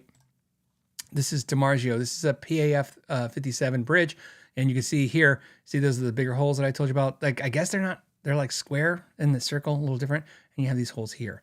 Okay, but if you notice here, a lot of companies like Paul Reed Smith, and now with DiMarzio, nope, still holes. He's got a lot of pickups that don't have holes anymore. Is this one? Nope, still holes. I know he's gotten a bunch of pickups that don't have the holes, but most of the pickups do have holes. Okay, so I had an answer for you for the question, but I really wanted to see, because when I did what anybody does, I kind of Googled and looked around, and there's not a whole lot of information. So I asked a bunch of experts that I know that make pickups, and I got some feedback, and most of it was really like no one really knew the answer totally, but a lot of them had theories, but a lot of theories started crossing over. So first of all, let's start with the easy thing. The holes are on both sides of that bobbin. So let's go to that, back to that pickup, the first pickup, so you can see this, guys. So the point of the holes is there's holes on both sides. So obviously the holes originally are for the wire to go in there. But what's funny is I asked the question, why are they on both sides? And DiMarzio Larry told me that a lot of his new pickups don't have the holes anymore because they learned that when they do the inject molding, that if they seal off the side of the top part of the bobbin with plastic, it blends better and it doesn't have as much mess in there. The funny part is the theory that I think makes the most sense is that originally when Seth Lover, who made the humbucker, they made them with, I'm going to the wrong screen here. They made them with just solid slugs, okay? So originally this was solid slugs, okay? In other words, both rows, because Gibson essentially was only doing the chrome covers or the nickel covers. They weren't doing the exposed bobbins. So what they were trying to do is create a Faraday cage. So what they did is they made the pickup and then they put the cover over it. And keep in mind, a lot of people were like, oh, it's so the wax can go out, but they weren't using wax back then. Gibson they weren't wax potting the pickups at that time. So what they were doing was they were they were doing slugs, and then they would put a solid chrome cover over it and then solder that to the bottom plate, because that creates a perfect, well, I don't know if it's perfect, but it's a Faraday cage. So it reduces the 60 cycle hum even more so. All the atmospheric noise makes it a quieter situation. The interesting part is later they added the screws, is what I understand. And when they add the screws so that they could have height adjustment, that essentially kind of disrupts the Faraday cage a little bit, just a little bit. And then also, it doesn't make sense, because at that point they were putting holes on both sides, because that way it doesn't matter where you started the bobbin when you're winding it. And then maybe they just kept doing it because that's just how the molds were. But what's interesting is that's what I got from you. Is that I got two people I reached out to, and they gave me both basically same kind of answers. Like, yeah, it's how it was originally, and that's how we kind of all do it. But it was funny that they said, Larry said that a lot of the newer pickups he does, he's not doing the holes because, like I said, the inject mold, the moldings are better now without the holes on both sides. But that's the answer until we get a better answer. But I wanted you to know, because that was a crazy question. I got I forgot who reached out for that, but they kept asking over and over again. And I was like, this is I've never been curious about that, but I was like, oh, okay. I thought it was going to be easy to find the answer. And, it's funny about stuff like this, and this is why I love these kind of questions, is there's a lot of stuff in our world, or this musician world, where it's not science. It's not logic. It's just, that's the way we did it. They did it, and then we did it that way because they did it. That's it. So, all right. Let's see. See, a lot of you guys are throwing theories, but we do know this. This is what we learned. We do know that the holes were on both sides because of the fact that way it was just easier if they were when they're winding the pickups. It didn't matter which side. They could use either side, right? The one reason Larry said that DiMarzio kept the holes on both sides for a long time was in case they scuffed one of the bobbins, they could flip the bottom, the bobbin that was scuffed to the bottom. And that was another reason why they kept those holes for a long time. And he believes a lot of pickup manufacturers probably did that for that same reason, because that way you don't have to worry about one of the sides, being damaged. That's kind of the logic there. The important part is I love this. He said it doesn't matter. And I'm like, I didn't think it ever mattered when I was making pickups, so I don't know. All right. Next question, our subject, is from Roger, who says, hey, Phil, the Katana Go amp is back. Any idea why it was discontinued or any experience with it? Is that the headphone thing? I wouldn't know. I love the podcast. Listen to it. I don't know. I don't use headphones. The only time I use headphones is when I'm mixing or recording, but I don't use it for playing guitar. So if it's if the Katana Go is a headphone thing, I could look, but I'm pretty sure it's a headphone thing. I have no interest in any of the headphone things. Yeah, it's a headphone amp. I don't have any interest in that. So it's funny. I told you guys there's two things I don't use. It's headphones and wireless units for guitar. And if you watched the most recent video, the AZ, you'll see I have a wireless unit. And there's a reason for that. In the new studio, I needed to buy a wireless for a particular situation. And so I did my best educated guess of which wireless unit to trust. I went through a bunch of them, and I landed on the Boss one. That's what I'm using. And it works pretty good. I've had a couple issues where I thought it drops out. There's a lot of interference in that room, so there's a lot of problems. But I've been using it to test it. I don't think I'm going to do an official video of it, but I'll give you guys feedback of what I think of it. But I physically need it. So it's back to the headphone things. I only use things like that if I physically just need them.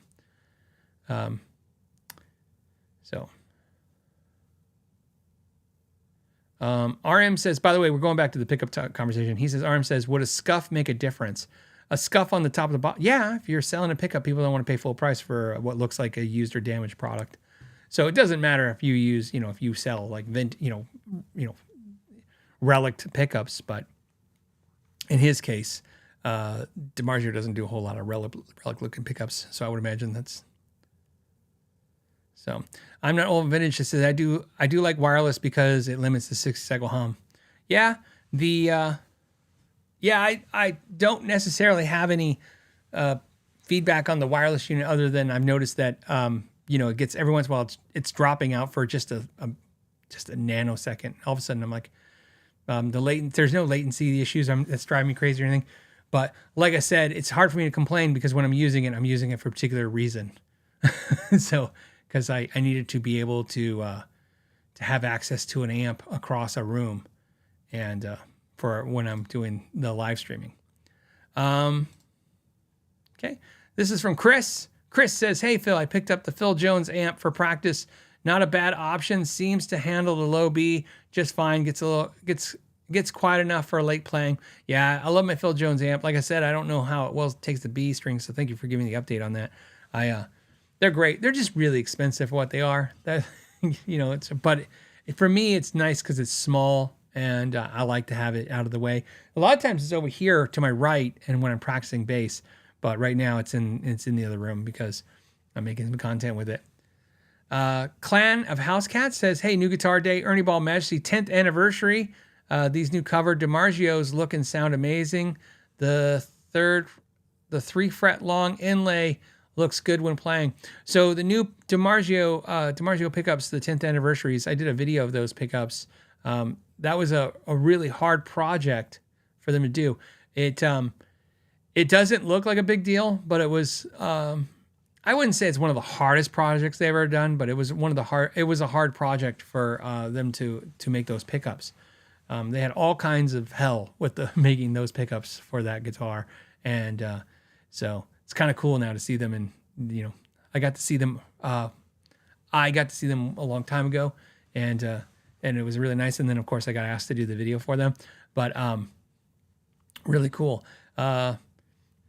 I don't know if I'm allowed to tell you what the problem was and what it was and how they fixed it.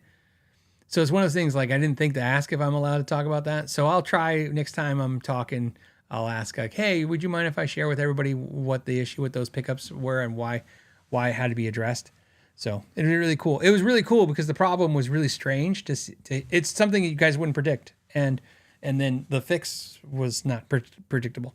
Aaron Short Music says, "Hey Phil, there are very cool new Bug wireless coming out in a month or two. Had issues with most of them, but this one is rock solid for me so far." Good to know. Like I said, I have a Line 6 wireless that goes to my Yamaha THR30, and I like it. I've never had a problem with it, and so I was thinking about getting another Line 6 set, and then I just decided, I'm like, I'll go Boss.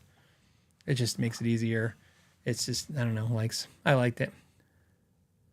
Okay.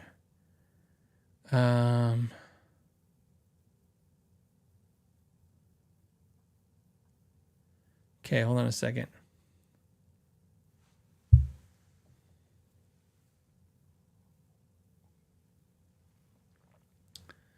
Okay, let's find out. Hold on a second. Somebody asked me a question.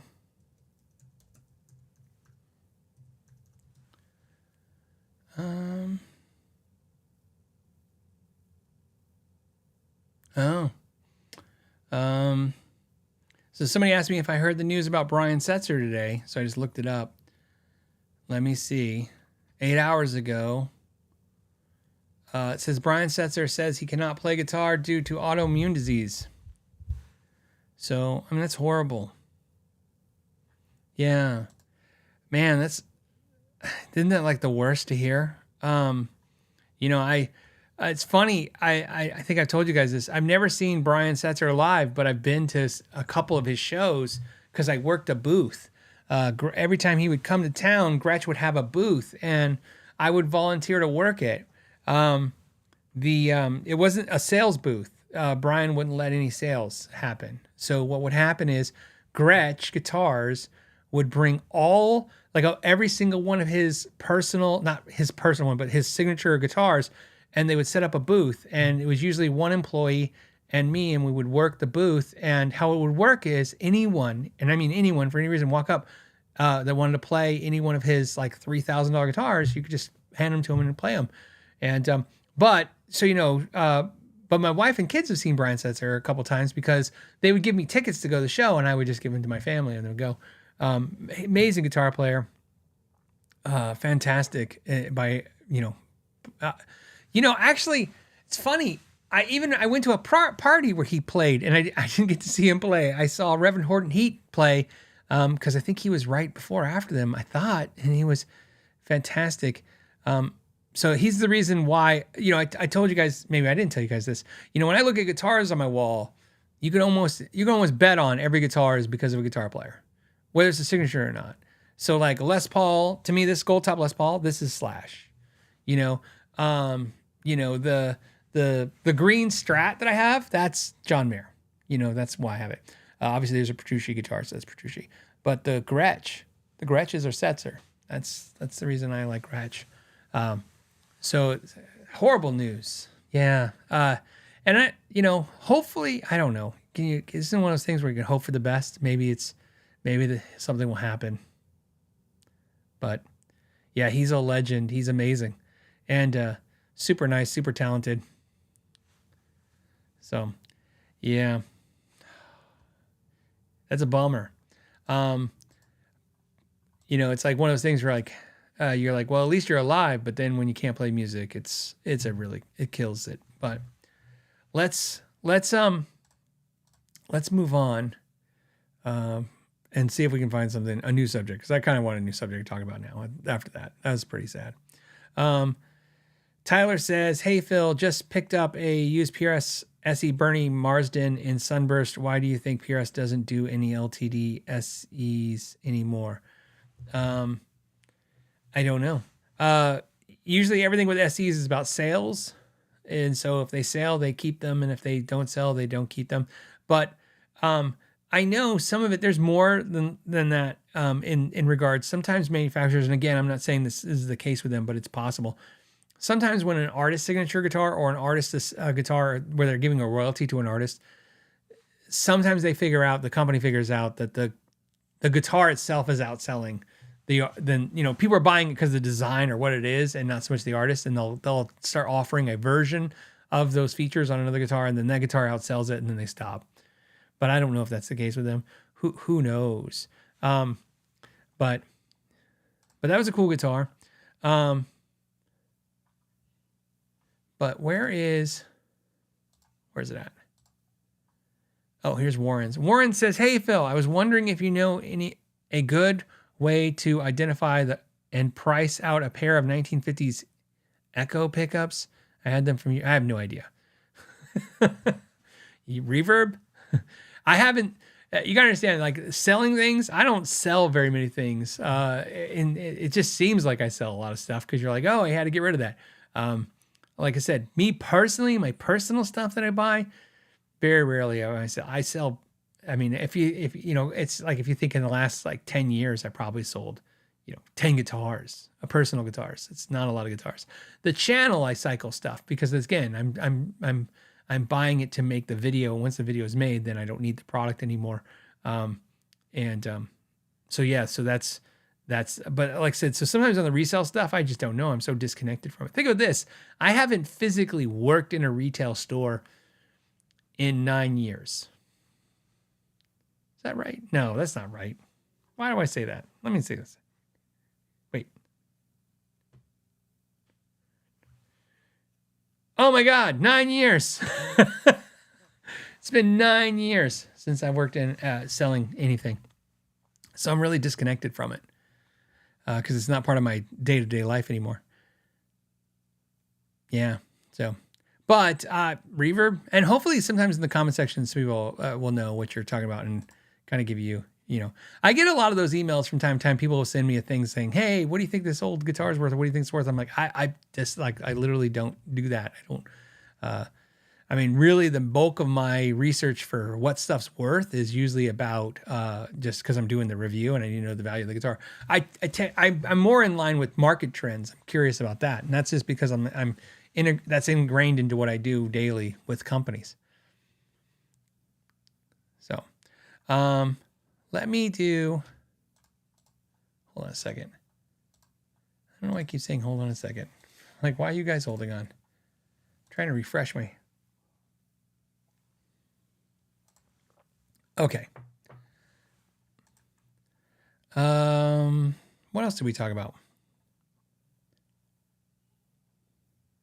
Cute. Okay, so this is for Edgar, who says, "Hey Phil, what are your thoughts about Fender road worn guitars, especially the first ones around 2009 and 2012? I love the road worn guitars. They've always been one of my favorite guitars when the way they look. I think road worn is one of the few relic guitars that are affordable or obtainable that look good. Most affordable / obtainable, more obtainable relic guitars look like crap. You know, if you're not into relic, they all look like crap. I get that, but we're talking about we're talking to the group that actually likes relic guitars, and the group that likes relic guitars, like it looks, you know, when they're not right, they look horrible, right? Like, you ever see one of those? You ever go on Reverb, you're looking, and then you see a relic guitar, and you can tell that person relic that guitar, and they're like, "Oh, here's a guitar. It's been relic." You're like, "No, you did that. That looks like ass." Like you, right? Right. So, you know, it's a relicing is an art. It is. And, but I think the road warns were some of the best ones. In fact, funny, weird name drop kind of thing.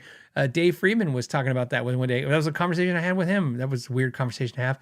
We were talking about that, our favorite, because obviously the Friedman guitars are relic. And he was saying the same thing I was saying, which is the only relic guitars I like the way they look besides expensive ones are the road warns. The road worn ones from those years, the problem, I didn't like the 7 1/4 radius neck fretboard. That was the holdback for me. Didn't love it. When I would come across them over years from setting them up, what I would know is, or what I noticed is, like when one was great, it was magic. Like, and that was fretboard was great, but it was owned by somebody and they didn't want to sell it. And then when you got one that wasn't great, you're like, oh, this doesn't play that great. I always kind of wish they didn't do that feature. And I think now, do they do that? What are the radiuses on them now? Are they more under control? But you know, relic guitars are a funny thing to me because I don't own one, and I've had a bunch come through on the channel and I've done videos of them, and I didn't even realize I don't own one until one day we were talking on this podcast and somebody was asking about it, like, do you like them or hate relic guitars? And I'm like, oh, I like them. And then I go, yeah, I don't own one. I have an aged guitar, one, and that's not fair because that's the guitar I want to get rid of, not because it's aged. I just don't like the guitar. So I don't own any relic or aged guitars, and I don't know why. It's not because I don't like them. It's just, I don't know. Just the guitars I've come across just don't have that. Brett says, was road worn nitro over poly finish? I don't know if it was or not. I always thought it was just nitro, but I don't know.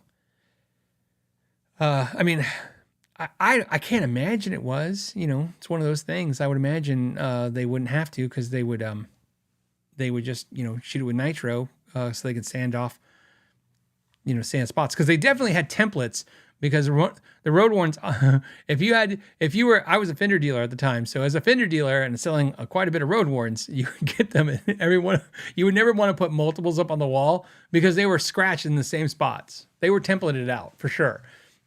If you were lucky, a few would be off from each other, but they're always the same wear patterns everywhere. So they were very templated. So on the wall, that made them look cheesy.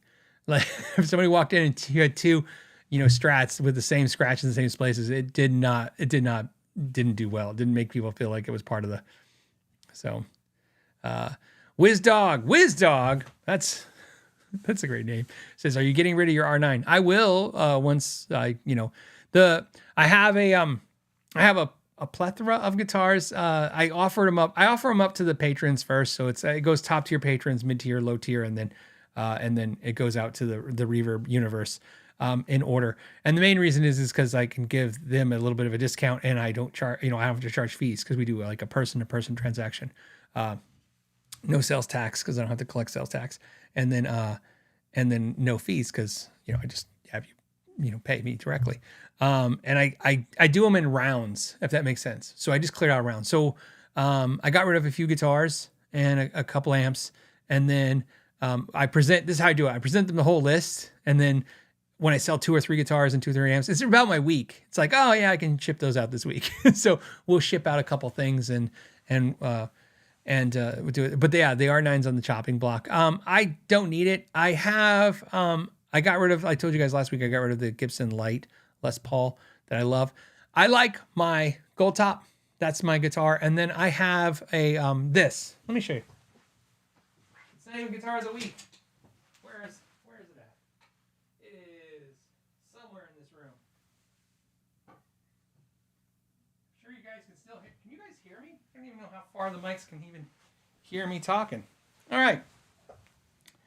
So here's the guitar I have that I'm keeping. This is what I got in replace of my R9. So what this is is it's funny. You're gonna get double guitar of the week because this story I gotta tell you is funny as hell. And let me cue this up because if I don't do this, you're not gonna believe what the story on this guitar. Okay, so the story on this guitar. I did play this for you at one of the weeks where I was demoing something. Maybe if you want an actual demo, I'll do Guitar of the Week of this next week. But let me share the story of this guitar and the guitar itself, and then the funny thing that somebody tried to punk me, and it backfired on them. Okay, so here's the story with this. Let me pull this up. So this guitar is a 2014. So in 2014, okay, let me go back here. There we go. In 2014, I wanted this guitar, this exact one, like not this, but this model. This was a Chicago Music Exchange limited edition run. But so if you guys have heard me talking about for years, I've been really wanting an RO. So, which is a 1960s, kind of vintage guitar. So it's got the vintage plate in the back, right? But I really wanted this one. I love this top. This is the top I like, which looks like my R9, right? This has the neck that's not super thin like the 60s, but it's not chunky, so it's in between. So it's kind of like a 60s, but it's a little bit thicker, which is what I love, which is what that guitar has. It's like the magic neck for me. Like I said, it's not, right? This guitar is 7 pounds, 4 ounces. It's like, it almost feels like that Parker. I want to make sure that I'm going to give you the exact weight. I said that, and I'm like thinking back in memory going, is that the exact weight? It is exactly, hold on, I'm going to give you 7 pounds, 4 ounces. I knew it. I was right. Look at that. Should trust myself better. Okay, 7 pounds, 4 ounces. If you ever had to play a 7 pound, 4 ounce Les Paul, it's amazing, right? And it plays great, and it sounds great, and it's fantastic. So what happened was in 2014, this guitar came out. And in 2014, I obviously owned a store. And what happened is I wanted it. It was super expensive. I just couldn't justify it. And I go, but I couldn't get up the cash, right? I couldn't get up the money. I was like trying to figure it out. And they sold out. Chicago Music Exchange sold out. So fast forward, late last year, I was looking around, as you do, always out there looking, and I found one. Used, and it's a 2014 Chicago Music Exchange limited edition RO. That's weight relieved. That's the big deal. It's weight relieved, right? And that's 7 pounds, 4 ounces. And I bought it. Now, this is why the story's funny. I'm trying to think of the order. How do I want to tell you guys? Do I want to tell you the punchline at the end first? I think I'm going to tell you the story out of order because in other words, I'm going to cue you on the joke. So when I say I bought the Chicago Music Exchange, I'm sorry, Music Zoo. I don't know why I'm saying Chicago Music Exchange. I'm sorry, Music Zoo. It was Music Zoo. So it was a Music Zoo limited edition run, 2014. Gibson Custom Shop, Benchmark 60s, Les Paul Chamber, 10th anniversary electric lemon burst, right? And they have the retail price on the sheet, which back then was crazy, right? But of course, I bought this used. Okay, so here's why the story's funny. Ready? Okay, so here's I bought it, and this is the original ad for the guitar. But more importantly, ready? This is the guitar from that ad. So if you look here, this way, you'll see this little mark in the wood. See that little mark? It's not a scratch. It's just a mark. It's just a part of the grain pattern. Look at that wood. Okay, go there. Look there. You can look at that. You see the mark. This is the actual one from the ad. So it's not just part of the limited run. It's the one that they highlighted. That wasn't important to me in the story, by the way. That wasn't anything I cared about. Just obviously I was like, oh, that's the guitar. And I go, okay. So the guy listed it. And of course I did what I always do. I reached out to him and said, hey, can we do some horse trade? Can we make a deal here? We made a deal, and the seller was very nice. And he told me mint condition. It's like looks brand new, right? Some collector had it, didn't want to play it. I'm going to play the hell out of it. Anyways, here's why the story's funny. So I have a friend. He's still my friend. So he's my friend. And he's a vintage collector and seller, okay, for a living. That's what he does for a living. And so when I got it, I was super excited. So I took it to my friend, not the vintage collector, my other friend, to show him. Hey, look, I know you love Les Pauls. 7 pounds, 4 ounces, right? Look, if you get a light Les Paul, it's like a miracle, right? It's a unicorn guitar. You want to show people like, look at this, right? And by the way, my friend that I'm showing to, he doesn't care because he loves Les Pauls and he likes that they're heavy. He doesn't care that they're light or not. But I was excited when I was showing it to him. Okay, and I'm going to use this this prop is going to be my phone because it's an important story. So I'm telling my buddy, I'm like, hey man, look at this guitar, and he's checking it out and he's really cool. And then my other buddy, who's a vintage guitar collector, literally, like I said, he's millions of dollars he's bought and sold in vintage guitars. He goes, let me see it. I said, okay, and I hand it to him. And he decides to punk me. But what he doesn't know, here's the important part of the story. Here's what he doesn't know. One, I'm pretty savvy. I know when I'm looking at a fake guitar or not. But hey, look, anybody can be scammed or tricked. But here's what's funny. He doesn't know, not only do I know it's real, it's this guitar, right? And by the way, I have all the paperwork. Like I have the price sheets. I have look, I have all of this paperwork, everything, the original receipts. I have everything that comes with it, including, so, okay, this is important to the story. So I have everything, right? Now he doesn't know where I bought it. I didn't say like, oh, I bought it off a guy off Reverb, because I did, right?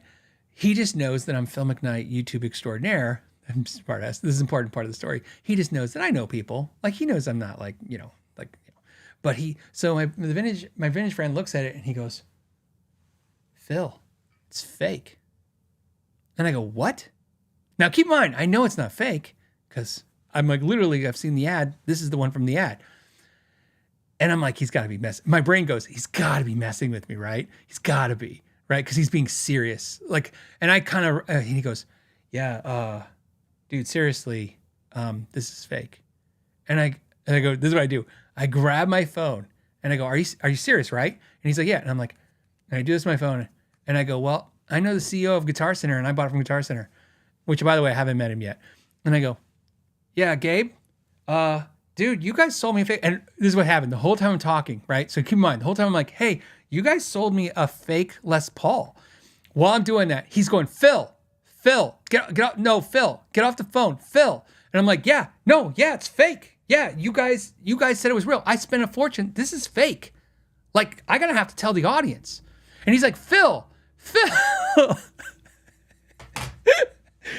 He's like, Phil, get off the phone.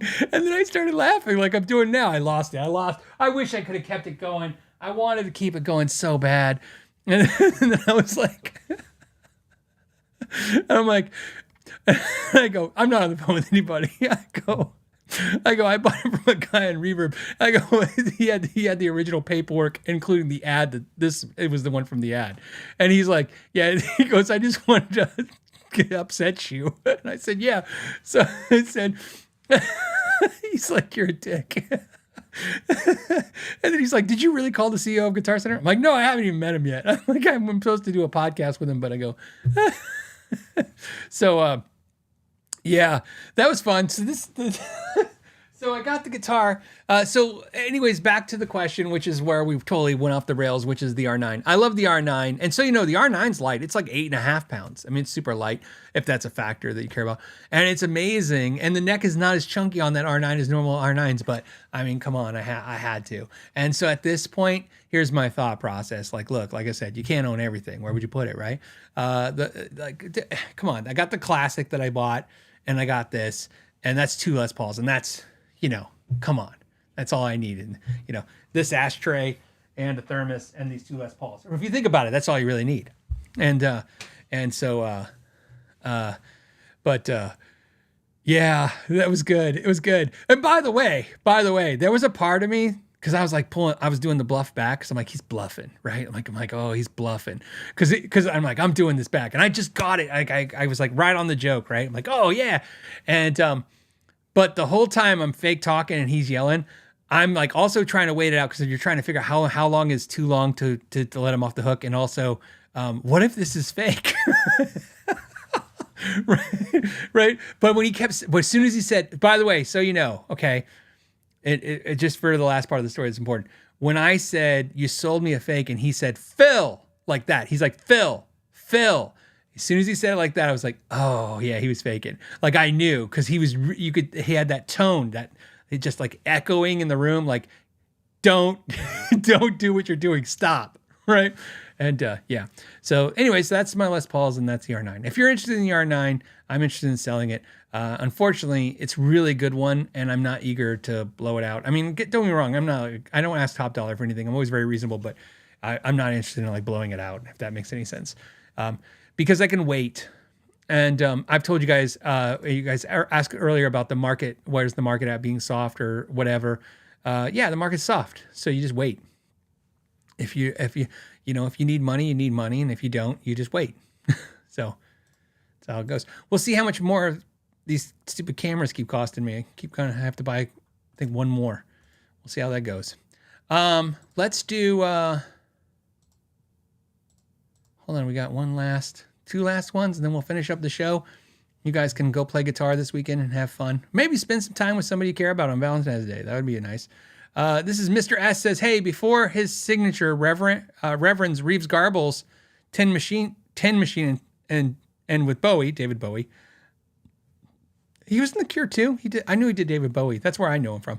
He said played Parker's. Yeah, of course. Reeves Garbles. Yeah, of course. And Steinberger's, etc. Part because they didn't have famous players associated with them. Yeah, it's funny. Parker guitars for me, I've said this before. Dave Navarro is why I have a white one. That's why I always liked the white one. I just liked Dave Navarro when he had the white one. It was like, I don't know, it just like it popped. It was like so crazy.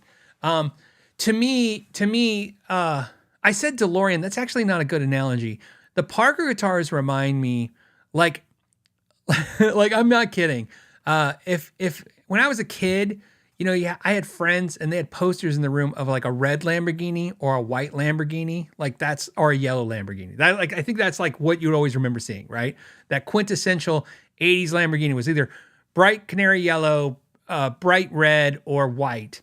And the Parker guitars to me, even though they're kind of an early 90s, not so much an 80s thing, this is like a Lamborghini to me, that era Lamborghini, right? Like I said DeLorean because of the time frame, but I think of that. So to me, like the Parkers, although I love the green one I have and I love the natural one and stuff, to me it's like white, red, yellow. Like this is a Lamborghini. Like this is a kind of guitar. What I like about it is this is a kind of guitar that you show it to pretty much anybody. And I mean anybody, like somebody who's never even played guitar ever.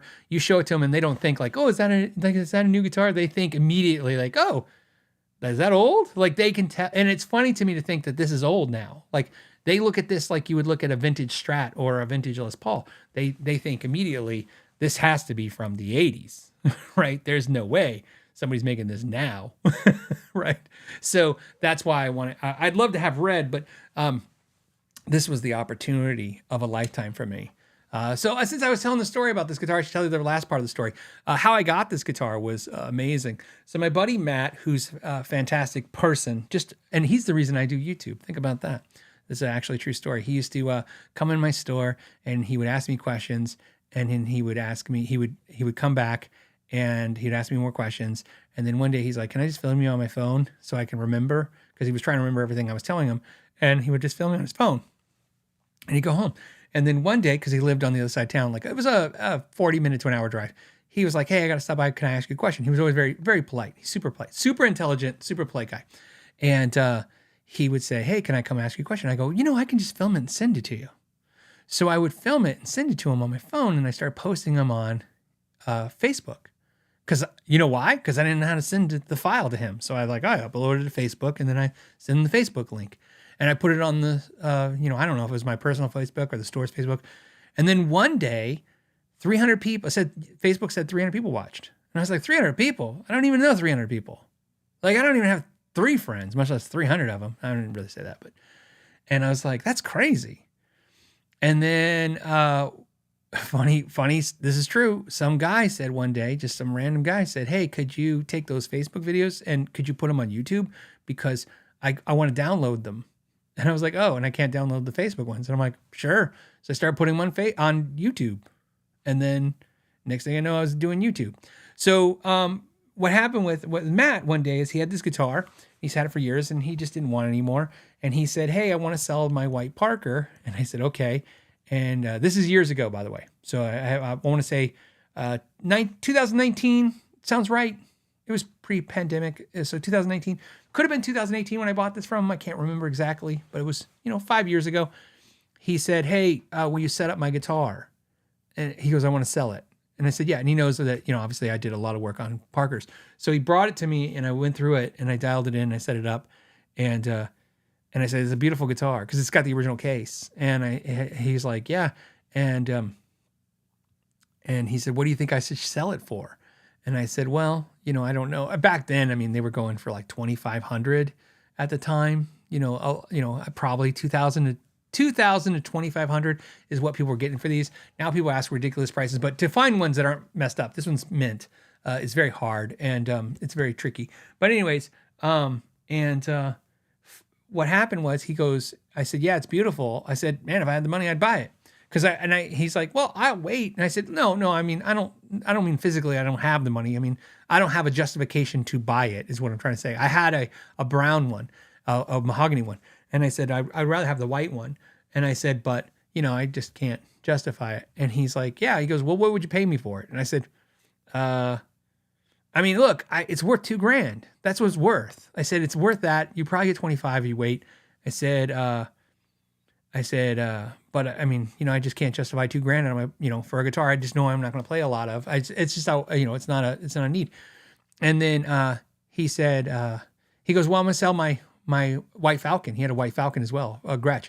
So the deal we made, so you guys know, the deal we made is I didn't charge him for the setup, obviously, or anything like that. I set up the white Falcon, including I had to put the original bridge back on the white Falcon and do some other stuff to it, which is fine. And then I sold the white Falcon for him. So I said, well, I can sell that white Falcon for you. I can sell both these. I can help you sell them. And then I said, but anyways, I sold the white Falcon for him, and he sold this to me for $1,200. Doesn't that make you sick now to hear that number? So what's great about those is sometimes if you notice I have stories like that, like, wow, look at the price they gave me. But what's great about getting a price like that is I don't have any desire to really get rid of this. I was thinking about selling it a few months ago because believe it or not, another white one came up like this that was just a little bit different that I was like, maybe that's the way I want to go. But I don't know. It's fantastic. But the problem is now they're worth so much money. I just kind of feel like, if I'm going to sell it, I'll just sell it back to him. But crazy to think. It's just weird to me to hear those numbers now. At the time, so I was thinking like, he was probably going to cost him a couple $100 in labor for the 2 guitars, and so I was like, okay, that's like $1,500, and then he gives me a deal. But now it's just like crazy to think that. But anyways. But also on a side note, I bought him dinner a couple times, and maybe I don't think that matters. Just amazing deal. So it's a great guitar. Okay, on that note, we'll call it. I want to thank you all for hanging out and making it to the end, and those that are still subscribed, thank you for that.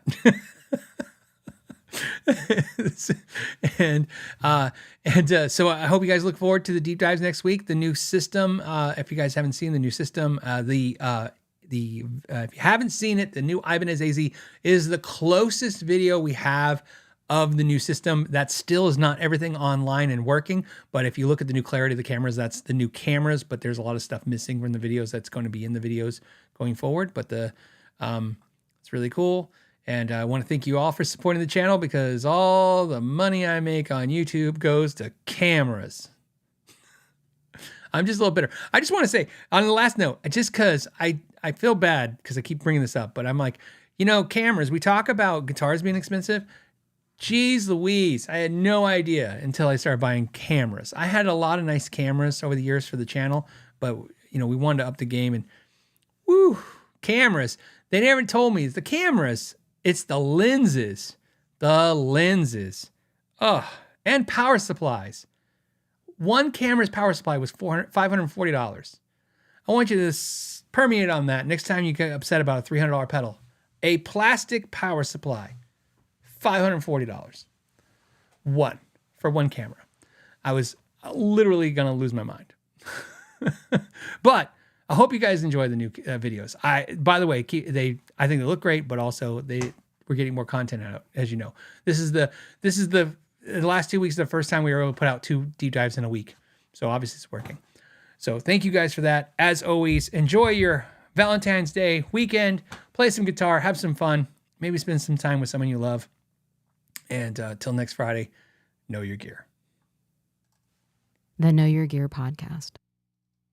Today's episode of the Know Your Gear podcast is brought to you by Patreon members, channel members, and